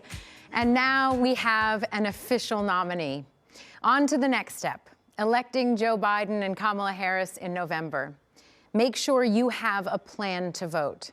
Text VOTE to 30330 to find out how. Now we're going to talk about a topic that touches all of our lives, healthcare. The Affordable Care Act was game-changing. This pandemic has revealed just how important it is to protect and improve it. Increasing access to health care and bringing down its costs have always been a priority for Joe Biden, because for Joe and for all of us, health care is personal. It's the toughest battles that called for the steadiest leadership. Again and again, they were told to give up on affordable health care. They knew it would cost them politically. The Republicans say this will prove to be unpopular. The bill is a legislative train wreck. But not nearly as much as it would cost the American people if they did nothing. We are not going to slow up on providing affordable health care for Americans. Health care is a natural American right. Giving up on the Affordable Care Act would have meant leaving 20 million without coverage out in the cold. But Joe Biden wasn't about to give up, because he knew what it was like to stand in their shoes. He was sworn into the Senate next to a hospital bed. His wife and daughter had been killed in a car crash. And lying in that bed were his two sons. 40 years later, one of those little boys, his son, Bo, was diagnosed with cancer and given only months to live. It's hard to imagine a greater grief than losing your child. But Joe always knew that his family was one of the lucky ones. After that accident, his son got 40 more years of life, all because he had health care. Without objection, the motion to reconsider is laid on the table. Now, it's unthinkable that Donald Trump is trying to take that health care away. In the middle of a pandemic, he's still trying to get rid of the Affordable Care Act. This fight is personal for Joe, as personal as it gets. So when Joe says he has a plan to strengthen the Affordable Care Act, protect those with pre-existing conditions, and expand access to every American, he's thinking about how having health care saved his boys. When his plan talks about lowering drug prices and making care more affordable, he's thinking about Bo, who spent his final days in comfort because he was insured. Joe Biden knows what affordable health care means to American families because of what it's meant to his. This is my promise to you. When I'm president, I will take care of your health care coverage and your family the same way I would my own. For that's what the presidency is, the duty to care for all of us, not just those who vote for us, but all of us. This job is not about me, it's about you, it's about us.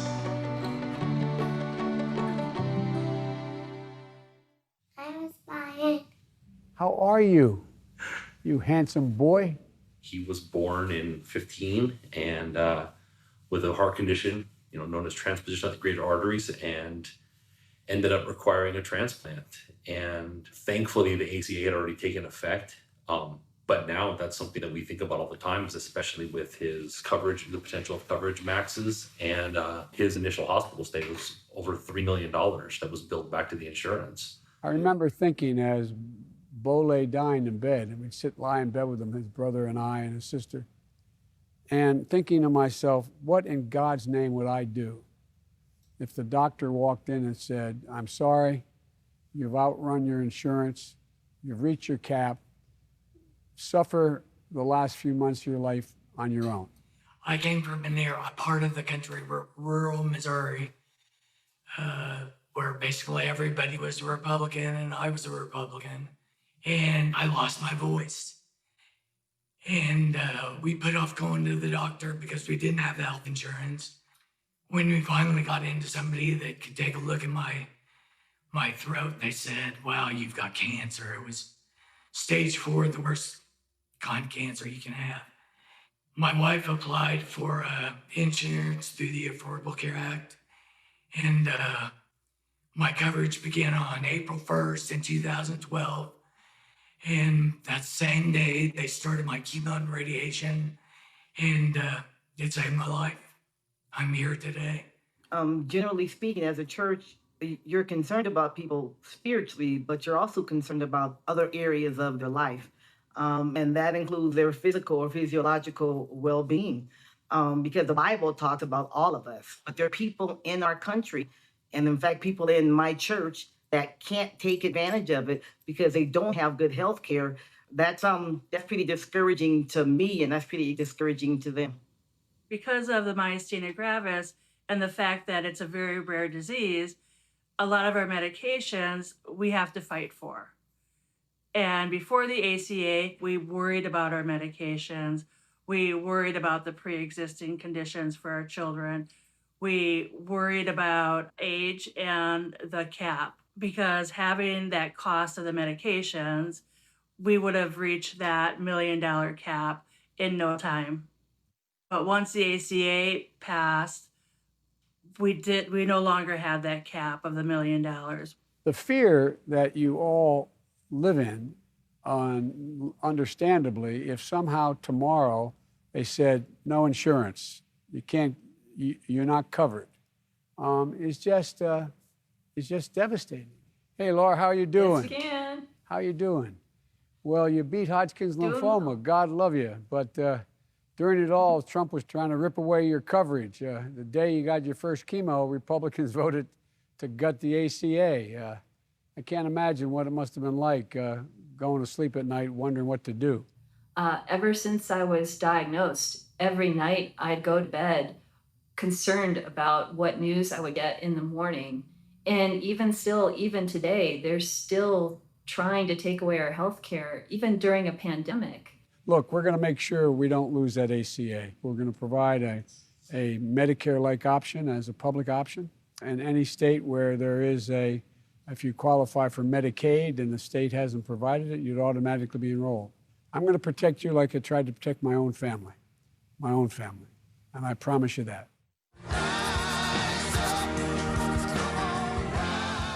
I met Joe last year at a campaign event to thank him for being so involved in the battle to cure cancer. Indeed, I have what's been diagnosed as terminal cancer. The inspiration and the empathy and the human love that he was shared with me has kept me going. I made an appointment for my wellness checkup provided for by the Affordable Care Act. I was told that I had ovarian cancer. I finished my course of treatment, and since then, I've been cancer-free, and I'm very grateful for that. I chose to become a Joe Biden delegate as I watched with our nation as President Donald Trump sought to dismantle the Affordable Care Act. My purpose in life right now is to devote all my energy to getting Joe elected. I anxiously jumped at the chance to become a Biden delegate. You will continue to strengthen the Affordable Care Act so that diseases like cancer don't go undetected.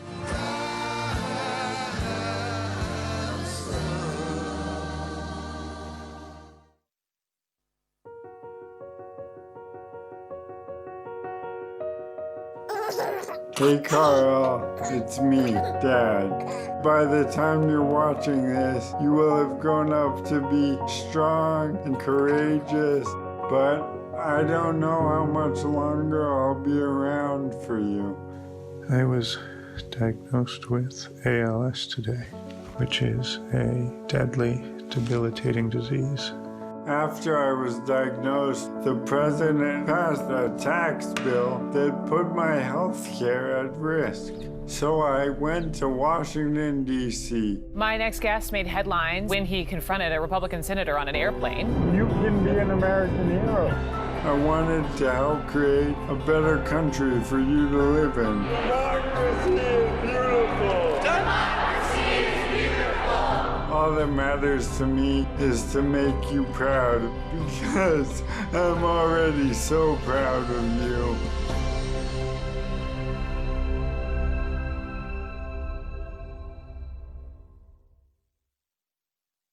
Hello America. My name is Audie Barkin, and I am speaking to you through this computer voice because I have been paralyzed by a mysterious illness called ALS. Like so many of you, I have experienced the ways our healthcare system is fundamentally broken. Enormous costs, denied claims, dehumanizing treatment when we are most in need. Since my shocking diagnosis, I have traveled the country meeting countless patients like me, demanding more of our representatives and our democracy. Today, we are witnessing the tragic consequences of our failing healthcare system. In the midst of a pandemic, nearly 100 million Americans do not have sufficient health insurance. And even good insurance does not cover essential needs like long-term care. Our loved ones are dying in unsafe nursing homes, our nurses are overwhelmed and unprotected, and our essential workers are treated as dispensable. We live in the richest country in history, and yet we do not guarantee this most basic human right. Everyone living in America should get the health care they need, regardless of their employment status or ability to pay. Even during this terrible crisis, Donald Trump and Republican politicians are trying to take away millions of people's health insurance. With the existential threat of another 4 years of this president, we all have a profound obligation to act. Not only to vote, but to make sure that our friends, family, and neighbors vote as well. We must elect Joe Biden. Each of us must be a hero for our communities, for our country, and then, with a compassionate and intelligent president, we must act together and put on his desk a bill that guarantees us all the health care we deserve. Text VOTE to 30330 to learn how to vote safely. Because our lives depend on it. Politics and elections can seem like these faraway things that one person doesn't have the power to change. But what's happening in our country right now makes it clear how personal politics are. I've discovered that when I get informed and participate, my fear gets smaller. Voting is a big part of that. So knowing the change you want, vote for the leaders you think will make it happen. And if you're able, if you can, help fund this campaign. Please go to joebiden.com and chip in whatever you can. With leaders like Joe Biden and Kamala Harris, we can build back better here at home and once again strengthen our nation's security and standing in the world.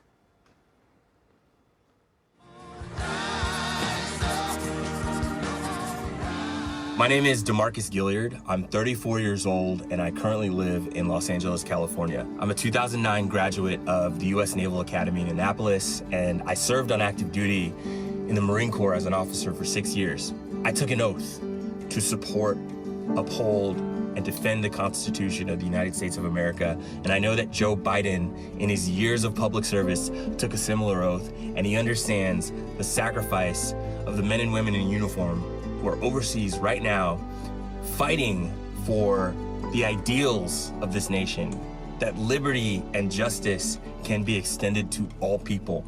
I know that Joe Biden understands that at his core. I trust him to lead us on day one into a greater future. There's nothing more important for me right now than making sure that we restore the soul of our nation. And I think that Joe Biden is the best person to do that. So, thanks, Joe.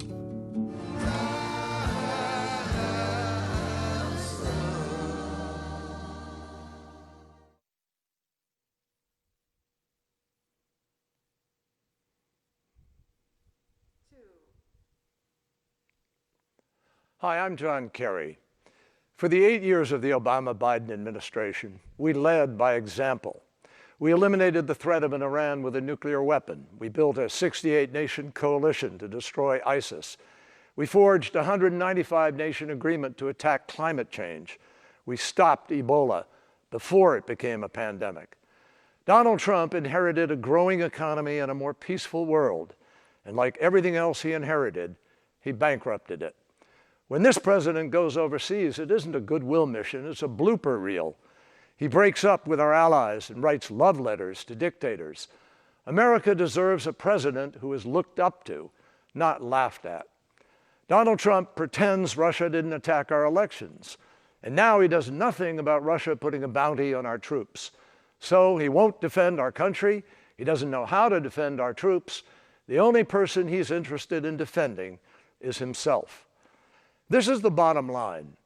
Our interests, our ideals, and our brave men and women in uniform can't afford 4 more years of Donald Trump. Our troops can't get out of harm's way by hiding in the White House bunker. They need a president who will stand up for them, and President Biden will.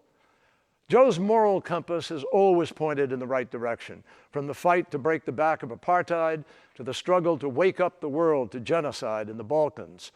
Joe understands that none of the issues of this world, not nuclear weapons, not the challenge of building back better after COVID, not terrorism, and certainly not the climate crisis, none can be resolved without bringing nations together with strength and humility. Joe understands our values don't limit our power, they magnify it. He knows you can't spread democracy around the world if you don't practice it at home. And he knows that even the United States of America needs friends on this planet. Before Donald Trump, we used to talk about American exceptionalism. The only thing exceptional about the incoherent Trump foreign policy is that it has made our nation more isolated than ever before. Joe Biden knows we aren't exceptional because we bluster that we are.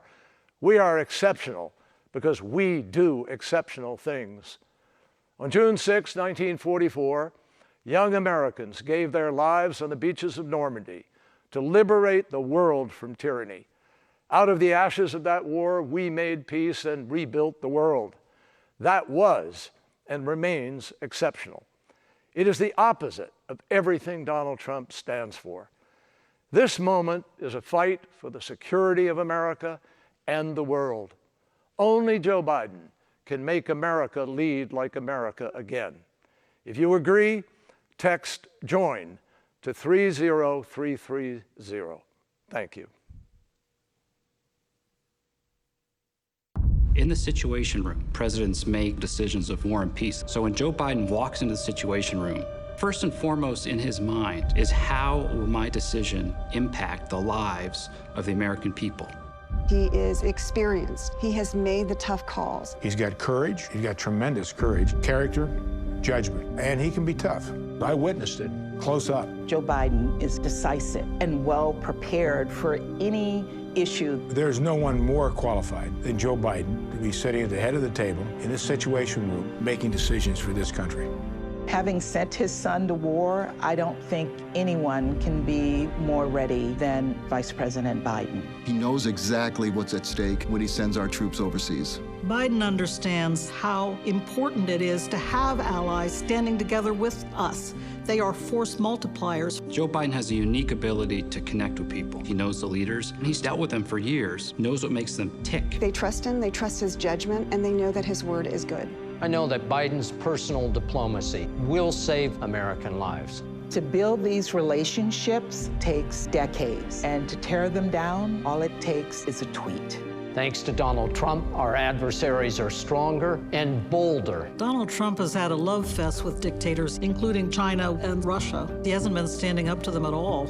I served in the United States Air Force for 36 years. I've led space squadrons, nuclear missile squadrons, and I never thought I would have a president who is a danger to national security. President Trump has degraded and debased the presidency and our country in the eyes of the world. The Russians offered bounties on U.S. soldiers. I was shocked when I read that. But the president didn't even ask Vladimir Putin about it. That's un-American. There's something wrong with that. I mean, that's a dereliction of duty. You're failing the troops. You're failing this country. The first thing a president needs to do is find out what the facts are. This president doesn't care about facts. Biden cares about the safety and welfare of American servicemen and women.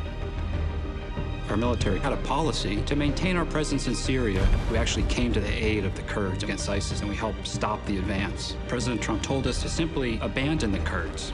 It's shameful. Joe Biden will be strong against dictators. I've heard him on the phone with some pretty tough characters. You know, you talk about Joe Biden's empathy, his decency, but Joe Biden is tough as nails, and everybody knows it. He will do the right thing, no matter the political cost. I've served for 2 Republican presidents and 1 Democratic president. I have seen the Trump administration make decisions without any thought, without any preparation, that have massive life and death consequences.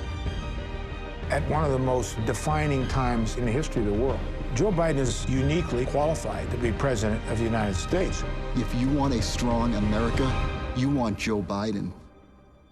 Hi, I'm former Secretary of State Colin Powell.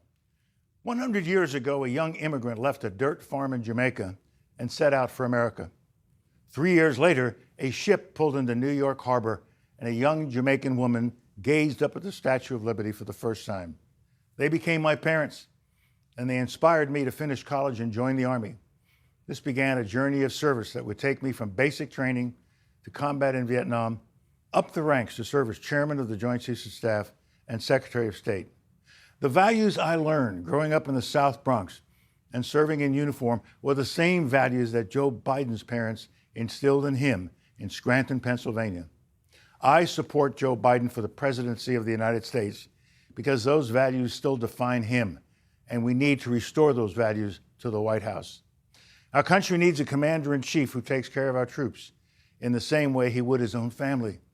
For Joe Biden, that doesn't need teaching. It comes from the experience he shares with millions of military families, sending his beloved son off to war and praying to God he would come home safe. Joe Biden will be a president we will all be proud to salute. With Joe Biden in the White House, you will never doubt that he will stand with our friends and stand up to our adversaries, never the other way around. He will trust our diplomats and our intelligence community, not the flattery of dictators and despots. He will make it his job to know when anyone dares to threaten us. He will stand up to our adversaries with strength and experience. They will know he means business. I support Joe Biden because beginning on day one, he will restore Americans' leadership and our moral authority. He'll be a president who knows that America is strongest when, as he has said, we lead both by the power of our example and the example of our power. He will restore America's leadership in the world and restore the alliances we need to address the dangers that threaten our nation, from climate change to nuclear proliferation. Today, we are a country divided, and we have a president doing everything in his power to make it that way and keep us that way. What a difference it will make to have a president who unites us, who restores our strength and our soul. I still believe that in our hearts, we are the same America that brought my parents to our shores, an America that inspires freedom around the world. That's the America Joe Biden will lead as our next president. Thank you very much. It was a friendship that shouldn't have worked. John, a former Navy pilot just released from a North Vietnamese prison. Joe, a young senator from Delaware. Legislative assistance. But in the 1970s, Joe was assigned a military aide for a trip overseas. I was the Navy's Senate liaison and used to carry your bags on overseas trips. The son of a gun never carried my bags. He was supposed to carry my bags, damn it, but he never carried my bags. John and Joe traveled thousands of miles together. The families got to know each other, gathering for picnics in the Bidens' backyard.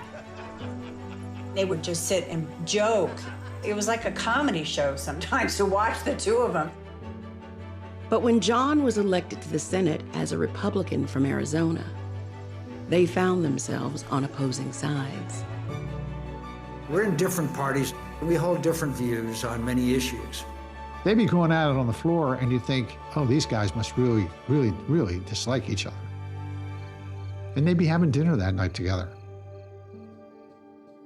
Senator Biden had great respect for the institution of the Senate. He built relationships that were cordial, that were personal. We've always been willing, when we thought the other guy was right, cross the aisle and lock arms. It's good for the country. It takes trust to get things done in a divided government. And I think with Joe Biden, his colleagues knew that your points were equally valid to him. Even if a deal seemed out of reach, it was always Joe who tried to cross the aisle. He was like a natural for that. He just had an ability to find the common ground, but never give up your principles. For 3 decades, Joe was able to move his colleagues and find a way forward. On violence against women, banning chemical weapons, assault weapons, and controlling nuclear arms. It was a style of legislating and leadership that you don't find much anymore. And when millions of Americans were faced with losing their health insurance, it was Joe's friend who saved Obamacare by crossing the aisle. McCain casts his vote with a thumbs down. John and I have been given several awards about bipartisanship. We don't understand why you should get an award for bipartisanship. Thank you for your example. I'm proud to remain the same good guy that you were when you first got here. Most of all, for your friendship. My life and the lives of many have been enriched by it.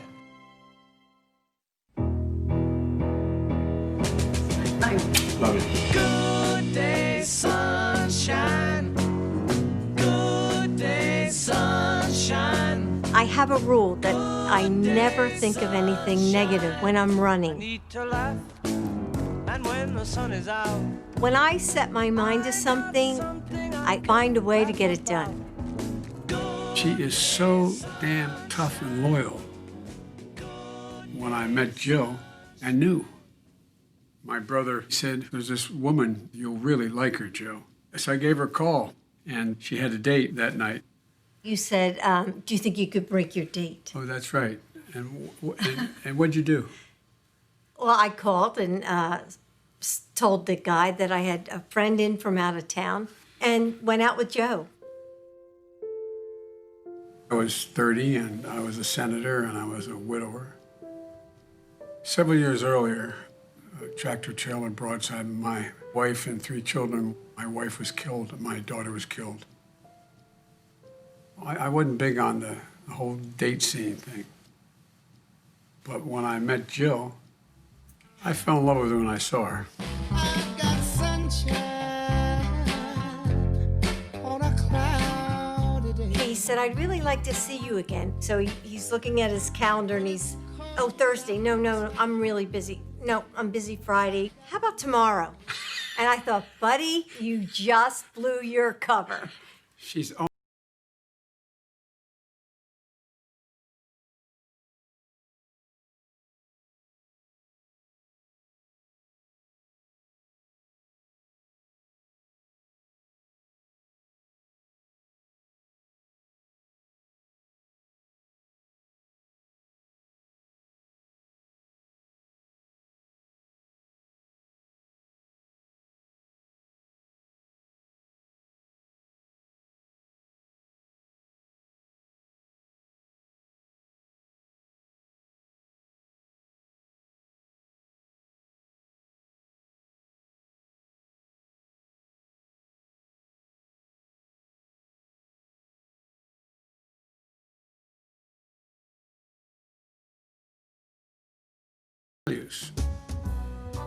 I grew up in Willow Grove, Pennsylvania, right outside of Philly.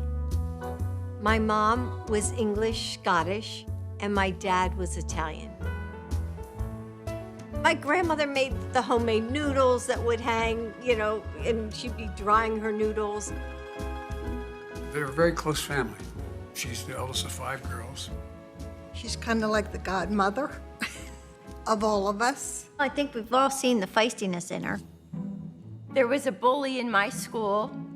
She marched up the street and knocked on his door. And I punched him right in the face. My father fought in World War II. He was a signalman in the Navy, and he was very patriotic. He would take us to watch the Blue Angels, and he was so proud. We worshiped our mother. I can picture her so well, reading for hours. She just loved to read, and that had a great influence on me. I went to college at the University of Delaware. Then I taught in the high schools. I mean, I got up every single day so excited to go teach. When I married Joe, I took off time to establish myself as the boys' mom. We don't use the term stepmother.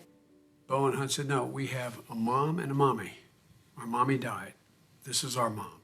And then along came Ashley. And our family was complete. Yep.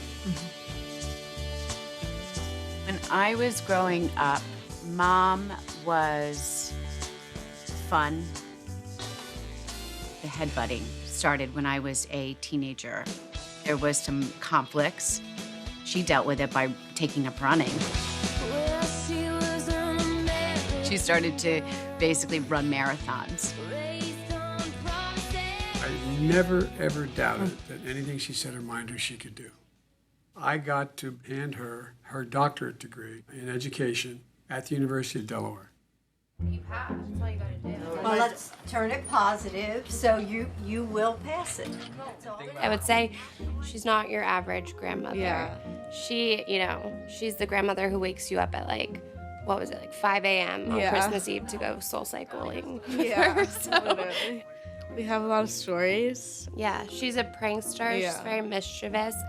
Like, when she goes on a run, sometimes she'll find like a dead snake and she'll pick it up and put it in a bag and she'll use it to scare someone. That's a classic Jill. She wasn't really a Washington person, and I don't think ever imagined herself being part of that. When Joe was elected to vice president, I just thought, hey, I gotta step it up here because there are things that I really care about. Having had a father in the military, having a son deployed in Iraq, I saw the need to support military families. Dr. Biden could draw anyone in, and they felt like they were talking to an old friend. That is one of her superpowers. When she was second lady, Jill told me that she would like to continue teaching at community college. And I said, that's insane. You cannot possibly do that. I said, I know I can do both jobs. I never saw her on any day of the week where she wasn't carrying a huge stack of papers to grade. As second lady, she was teaching full-time for 8 years, 15 credits a semester. These were students who wanted to be in your classroom, and I saw their tenacity, and they were taking care of children, just like I had done. She gave 100% from her energy to the students. She's a great teacher. Teaching is not what Jill does, it's who she is. Jill just simply cares. She cares about other people. When Bo was diagnosed with brain cancer, nobody knew what we were going through. The Secret Service, they're not supposed to react to your life or what you're doing. They would whisper, I'm praying for you. Mom, it's your strength that holds this family together. And I know that you will make us whole again. You never stop grieving, ever. But you do have to find purpose. Please welcome my husband, Joe Biden. Running for president is too tough to not be together. The future First Lady of the United States. That's right. There you go. If Dr. Biden is our First Lady, the country will be getting one of the best humans that we have. She has been through some really tough things in her own life, and she knows how hard it can be. The American people are in their heart, know that she'll fight like hell for them. We all need community. We need to depend on others for our strength.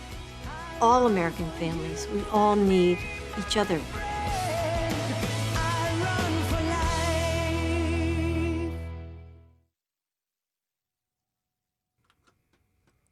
And now, please welcome Dr. Jill Biden.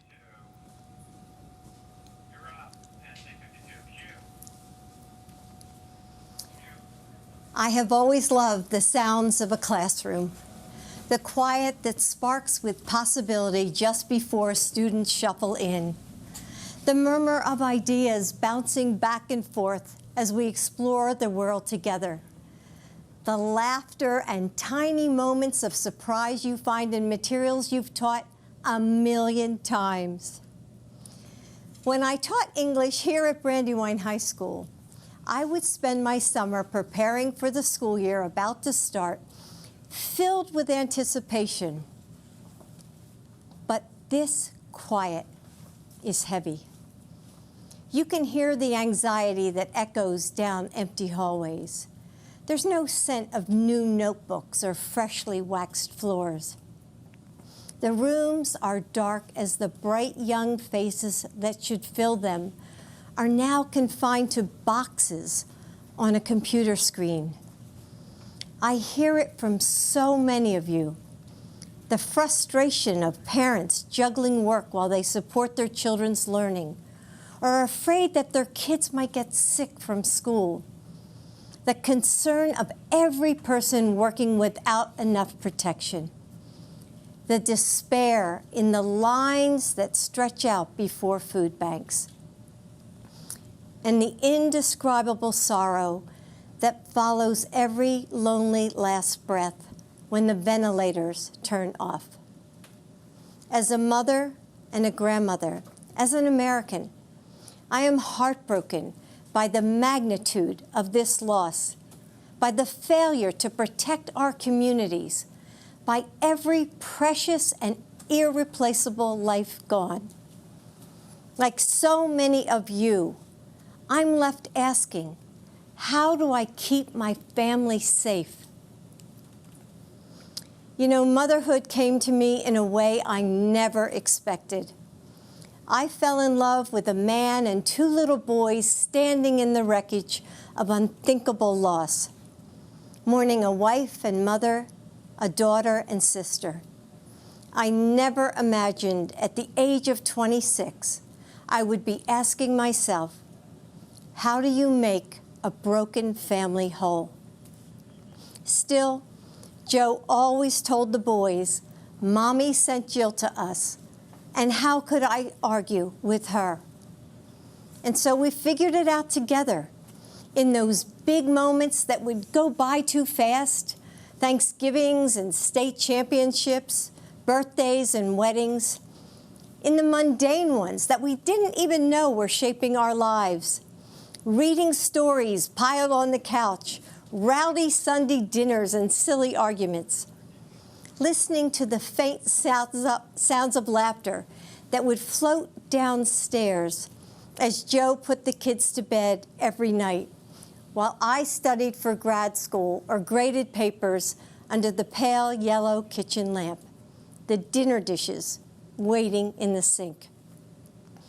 We found that love holds a family together. Love makes us flexible and resilient. It allows us to become more than ourselves together. And though it can't protect us from the sorrows of life, it gives us refuge, a home. How do you make a broken family whole? The same way you make a nation whole. With love and understanding, and with small acts of kindness, with bravery, with unwavering faith. You show up for each other in big ways and small ones, again and again. It's what so many of you are doing right now for your loved ones, for complete strangers, for your communities. There are those who want to tell us that our country is hopelessly divided, that our differences are irreconcilable. But that's not what I've seen over these last few months. We're coming together and holding on to each other. We're finding mercy and grace in the moments we might have once taken for granted. We're seeing that our differences are precious and our similarities infinite. We have shown that the heart of this nation still beats with kindness and courage. That's the soul of America Joe Biden is fighting for now. After our son Beau died of cancer, I wondered if I would ever smile or feel joy again. It was summer, but there was no warmth left for me.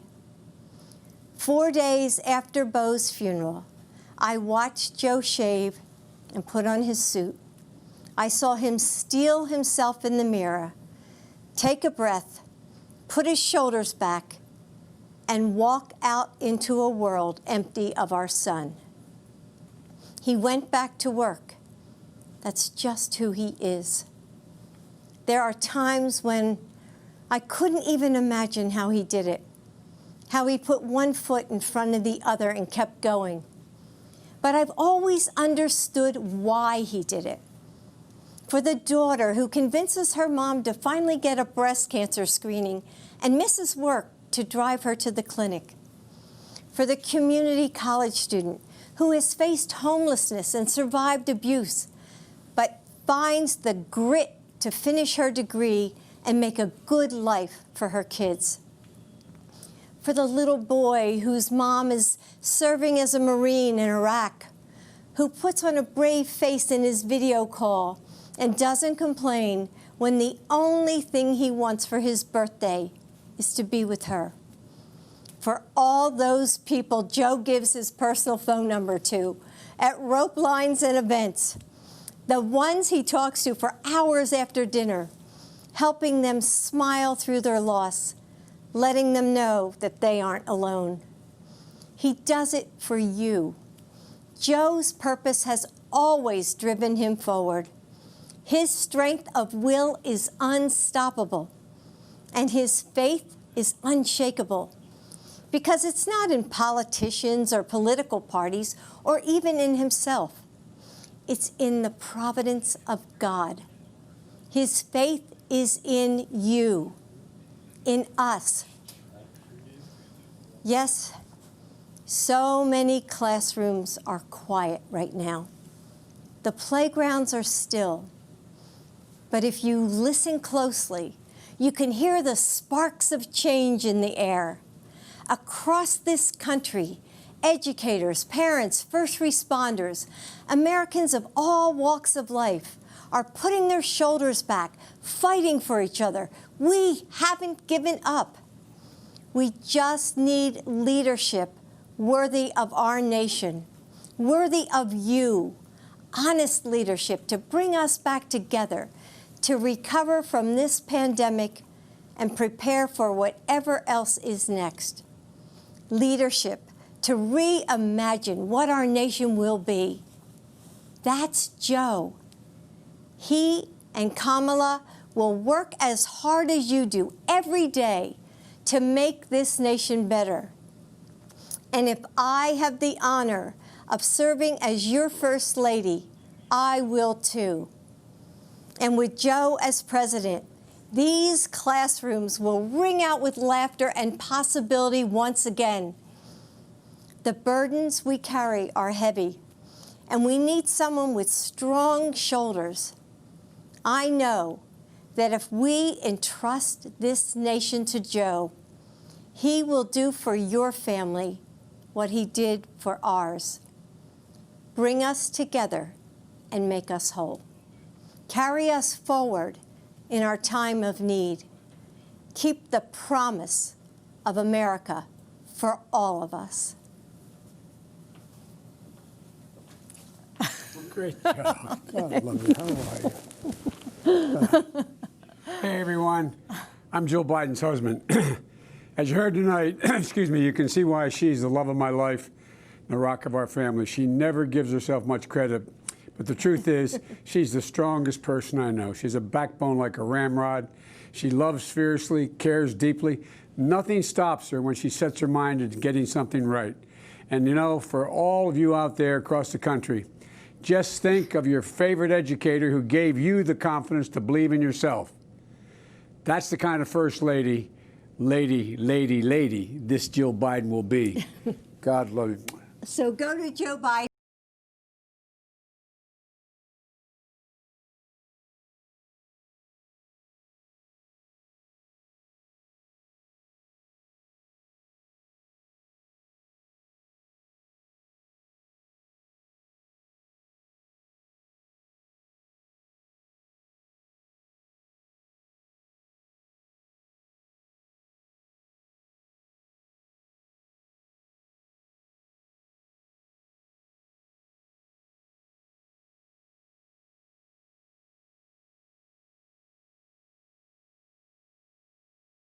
For being a part of this night. As Dr. Biden just reminded us, Joe is a steady and experienced leader who can bring us together and help us heal, who will support us in getting better. Remember, we bend the arc of justice if we participate, if we vote. This moment isn't beyond you, it's up to you. Tomorrow night, we'll meet Joe Biden's choice for Vice President, Kamala Harris, and learn more about their vision for the future of our country. And we'll also hear from Senator Elizabeth Warren and President Barack Obama, plus performances from Billie Eilish and Jennifer Hudson. And now, with his song Never Break, here's John Legend.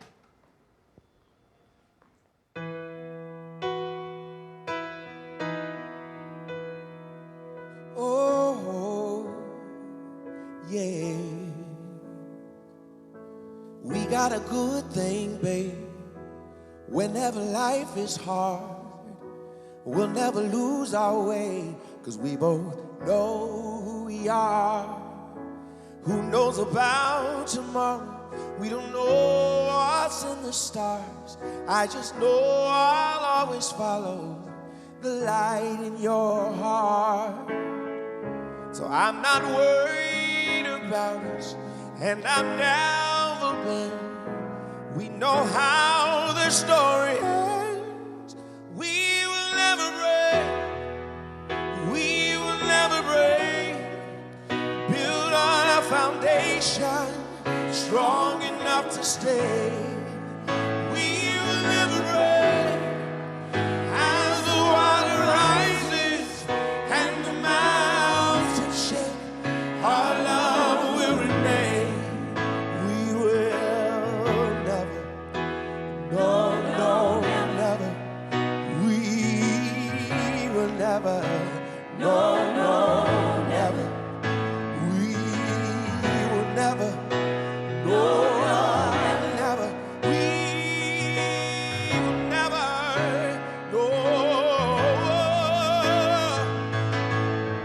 The world is dangerous, throwing all at us. There's nothing we cannot take. We will never break. We will never break. Build on a foundation strong enough to stay. We will never break. As the water rises and the mountains shake, our love will remain. We will never, no, no, never. We will never, no, no, never. We will never, no, never. We will never, no. We will never,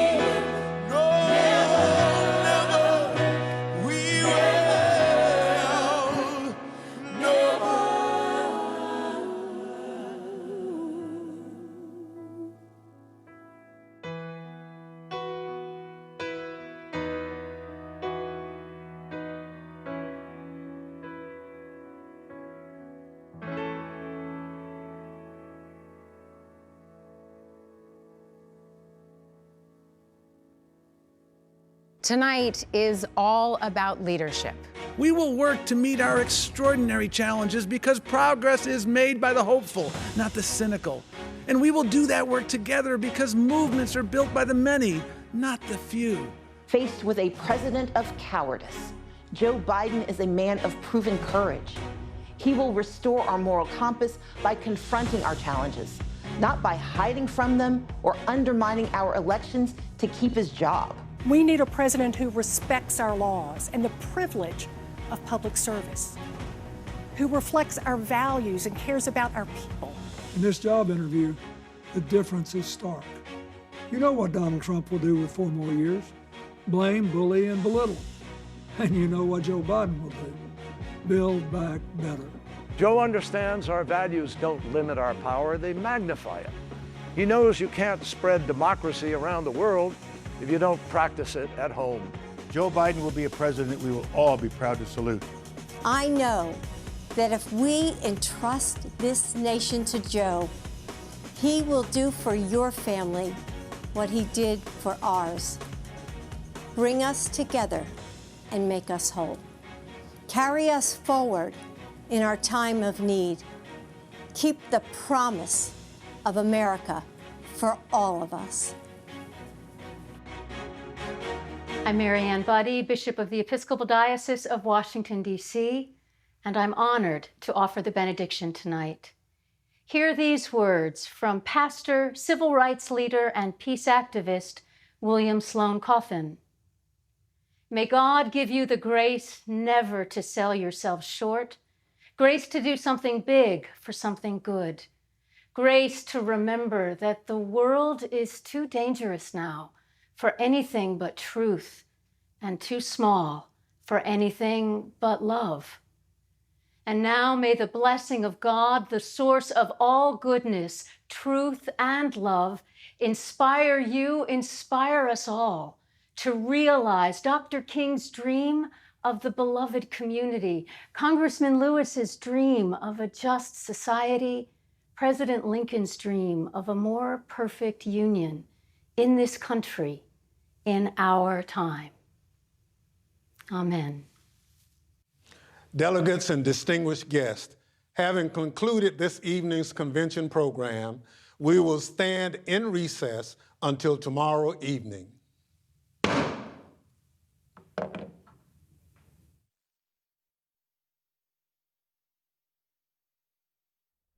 Well, if you've been watching the last 2.5 hours, you've seen speeches by Colin Powell, John Kerry, 2 ex-presidents, and Jill Biden, along with a cameo by Joe Biden. And you also saw the roll call of states, where the Democrats have now officially nominated Joe Biden to be their candidate. It's time for your reaction. 202 is the area code if you are a Democrat. Care to comment on that? 748-8920 is the number for you to call. 202-748-8921 for Republicans.